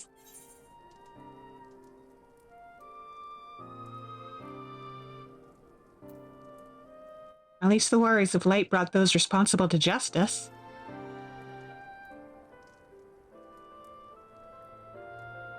Aye, that they did. I shudder to think what might have happened had they not. But let us return to the task at hand, finding a means by which we might revitalize these people's incorporeal aether. Do you think it can be done? Were the sky still ablaze with primordial light, I would call it an exercise in futility. But now we may have a chance. The method I have in mind will entail the conjuring of a familiar. They are able to amplify the energies poured into them, making them the perfect conduit for the aether revitalizing magics we will ultimately employ. If you're about to launch into a lengthy explanation of the metaphysics of your plan, don't bother. I'd rather get on with doing whatever it is that needs to be done if it's all the same to you. Whatever reagents must be procured or spells invoked, I'll do it.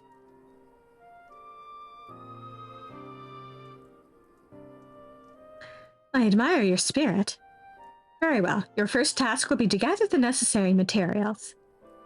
The purest of waters and finest of clays, as well as a fey lantern brimming with pixie magic.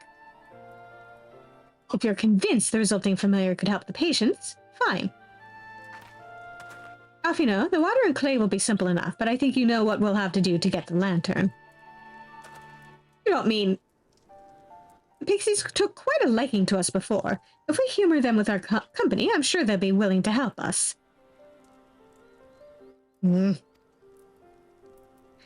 Fine, we'll pay a visit to El Meg.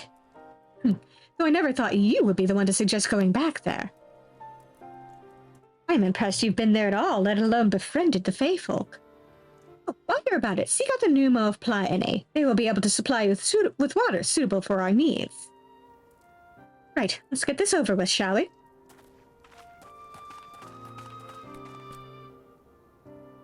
There still remains the matter of the clay, but I prevail upon you to find it.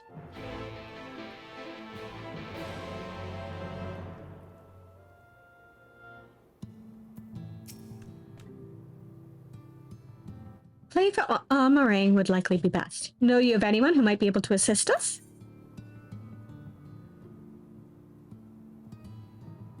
I could ask the miners at Twine. Ah, yes, they will be able to point you in the right direction, I'm sure.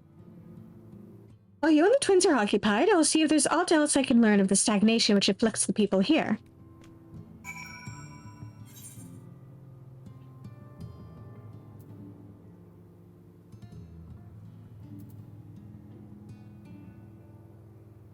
Oh.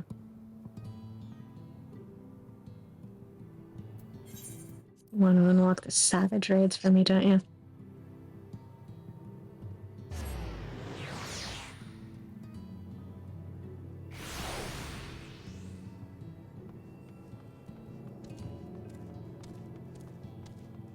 Hey, Magnus.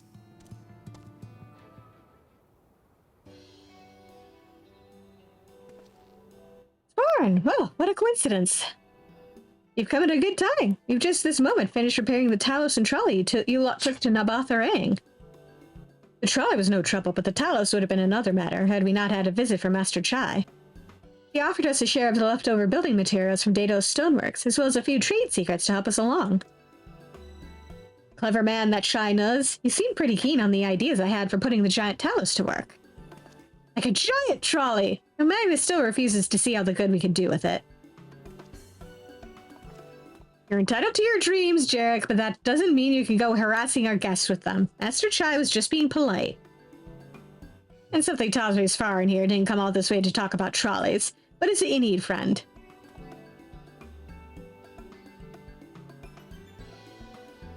You guys know anything about clay? I see. And this familiar requires clay from Amarang.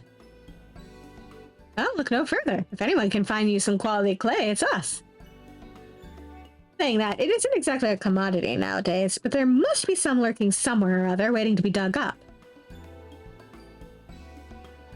If I'm not mistaken, there was a time when they used to take clay from Mount Baron mines to make adobe bricks. The place is swarming with coyotes now, but if you're after the good stuff, you could do worse than to look there.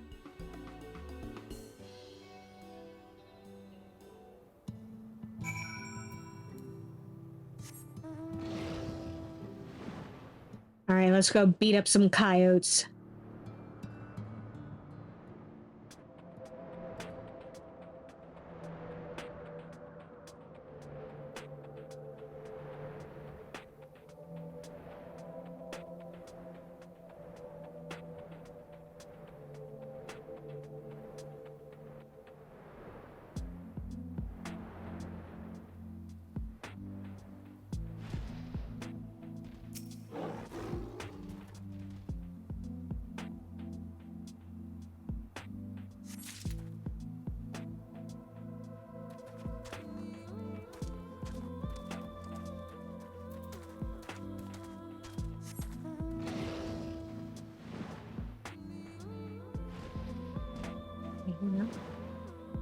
Yeah, they're all around here.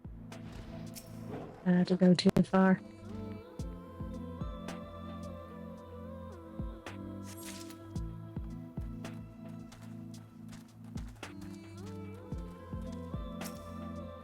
Gee, it sure would be nice if I didn't run into any coyotes while, out here.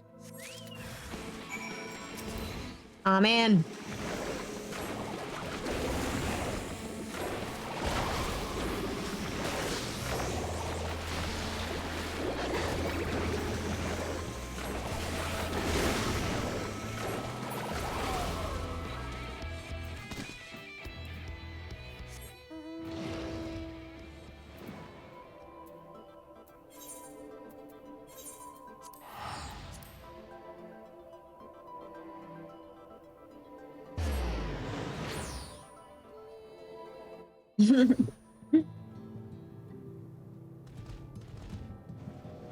Damn it, why couldn't they have done me a solid?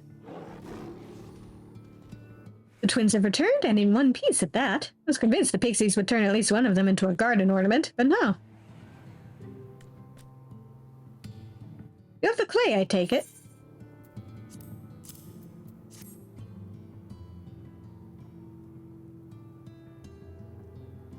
Wonderful. We need but combine the clay and the water, then heat the mixture with the Fey lantern.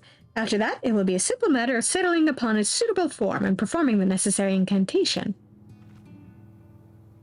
Reclusive, I have a question. In the event that we had need of this spell and you weren't around, would it be possible for another to perform the incantation? Assuming they possess the requisite skill, yes. Konogg and the others have suffered so much, and I swore to do everything in my power to save them. If there's a chance this spell could do that, I would be the one to invoke it. Mayhap you should be the one to do so.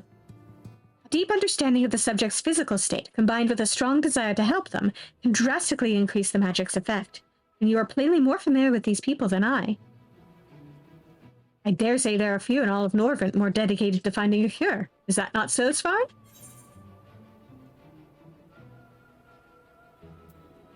Absolutely, she's the best woman for the job. I'll give it my all, for Hallrick, for Tesleen. Then we are all of a mind on the matter. Alize shall be the one to conjure the familiar.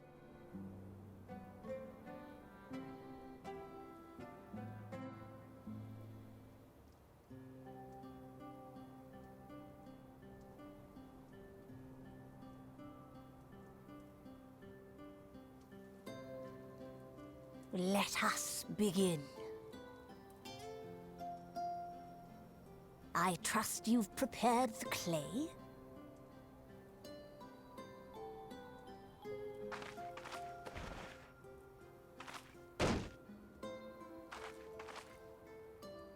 Very good. Now, I would have you sculpt for me a porksy. Plump, with floppy ears and a short curly tail.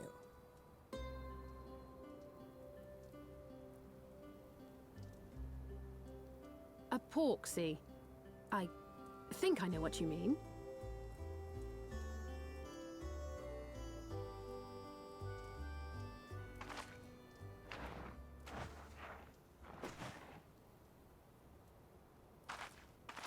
There we are.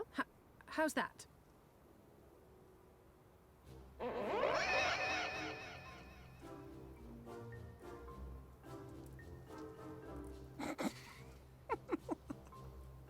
Well, it is certainly creative. There's no denying that.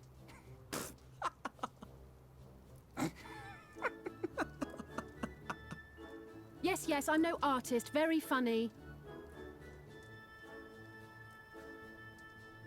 Pay him no mind, child. Though it may look like a grotesque parody of reality, it is what the invoker believes that matters.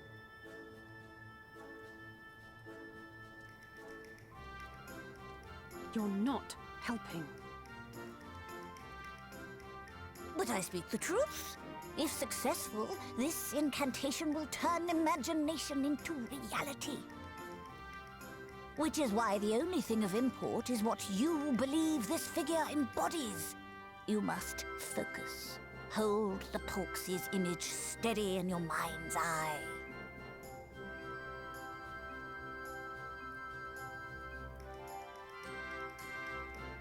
Now then, as I taught you, relax and allow your energies to flow.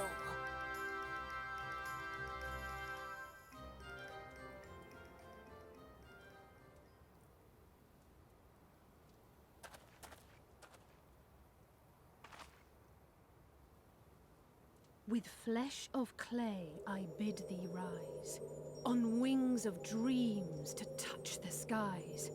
What once was idle fantasy, I call forth to reality.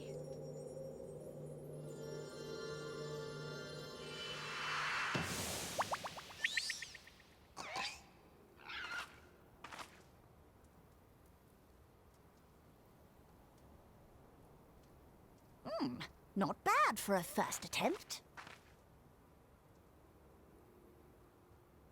Now, let us see what can be done for young Halric.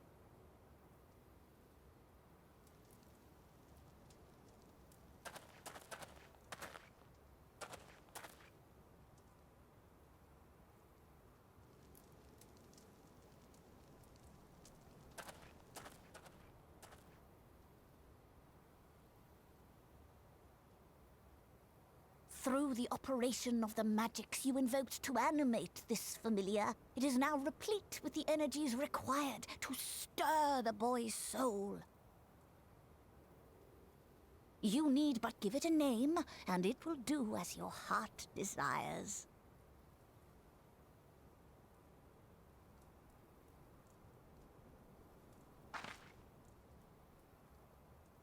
A name.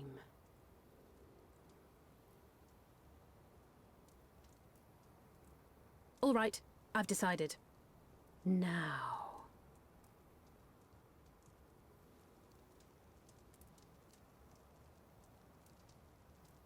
Go, Angelo!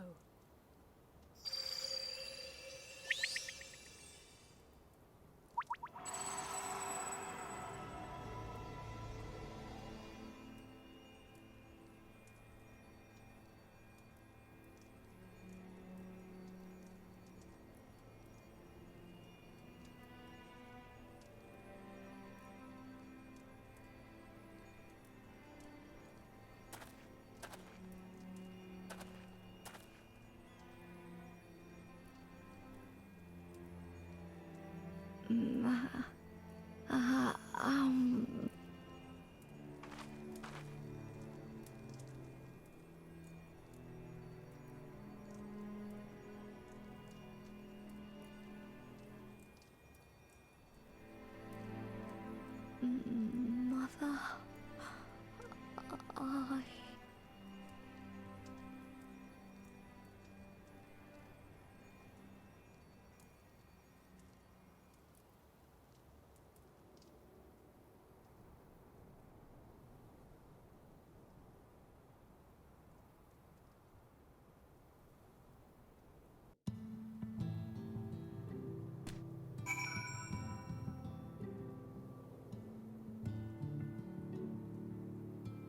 Let's wrap up this quest and then call it a night.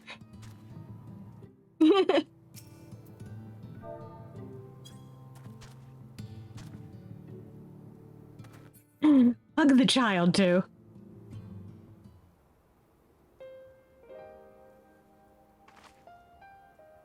How is he, Beklug? Did it work? I believe it did. You and your fledgling familiar have done well. If my eyes do not deceive, a hint of color has returned to his soul.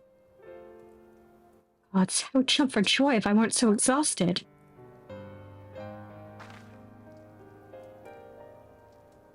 We're so close now, Halric. As you are even now in the process of discovering, this magic asks much of the invoker. What you may not have realized is that the same is also true of the subject. As such, we must proceed with caution. However, with further treatment, I have the utmost confidence the boy will make a full recovery. Observing the reanimation of his stagnant soul has been most enlightening. I will need time to put my theories to the proof, but I believe I can fashion a spell to produce the opposite effect. That is, to induce stagnation, thus enabling our safe transport back to the source via Aura Sight. A thought occurred to me about this treatment. Beck-Lug said when the soul is rendered dormant, the mind is separated from the body, that a person becomes incapable of interacting with the world around them. Does that not sound a lot like some of the tempered back in the source? Not really. It is the fate of most tempered to become slaves to primals, save in a handful of cases, or am I missing something? If I can master this technique, the art of revitalizing the soul, I know of at least one in the source who could desperately use such treatment.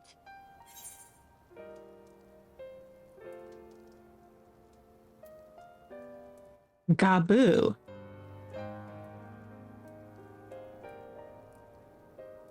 Exactly. His condition is uncannily similar to Halric's, is it not? The only difference being that his soul is suffused with earth-aspected aether instead of light. It follows that if his soul is subject to a similar kind of stagnation, there may be a chance we can save him, right? Forgive me, but who is this Gaboo fellow of whom you speak?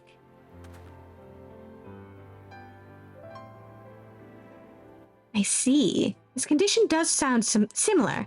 There is much and more about the soul that remains unknown even to me. I say this not to discourage you, you understand, but to remind you that this is delicate work we do here. Work requiring patience. Of course, and as long as there's hope for the patients here, I will devote whatever time is needed to see this through. But I refuse to spend that time in idleness. If it's all the same to you, I'd like to stay here with Angelo and continue with their treatment. The two of you should return to the Crystarium with Beck-Lug and see if you can't make some headway with their newly posited theories. I would tell you to rest first, but I see you're not to be convinced. Ah, the fire of youth. We'll just return to the Crystarium, then. Finally, I found you!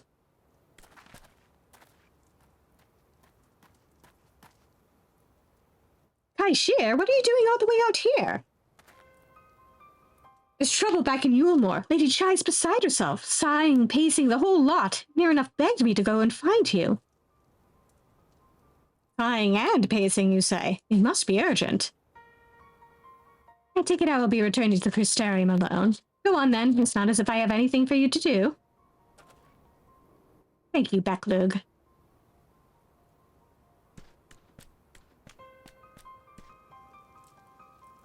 Sorry for bothering you and all that, but she says the future of Yulmore is at stake.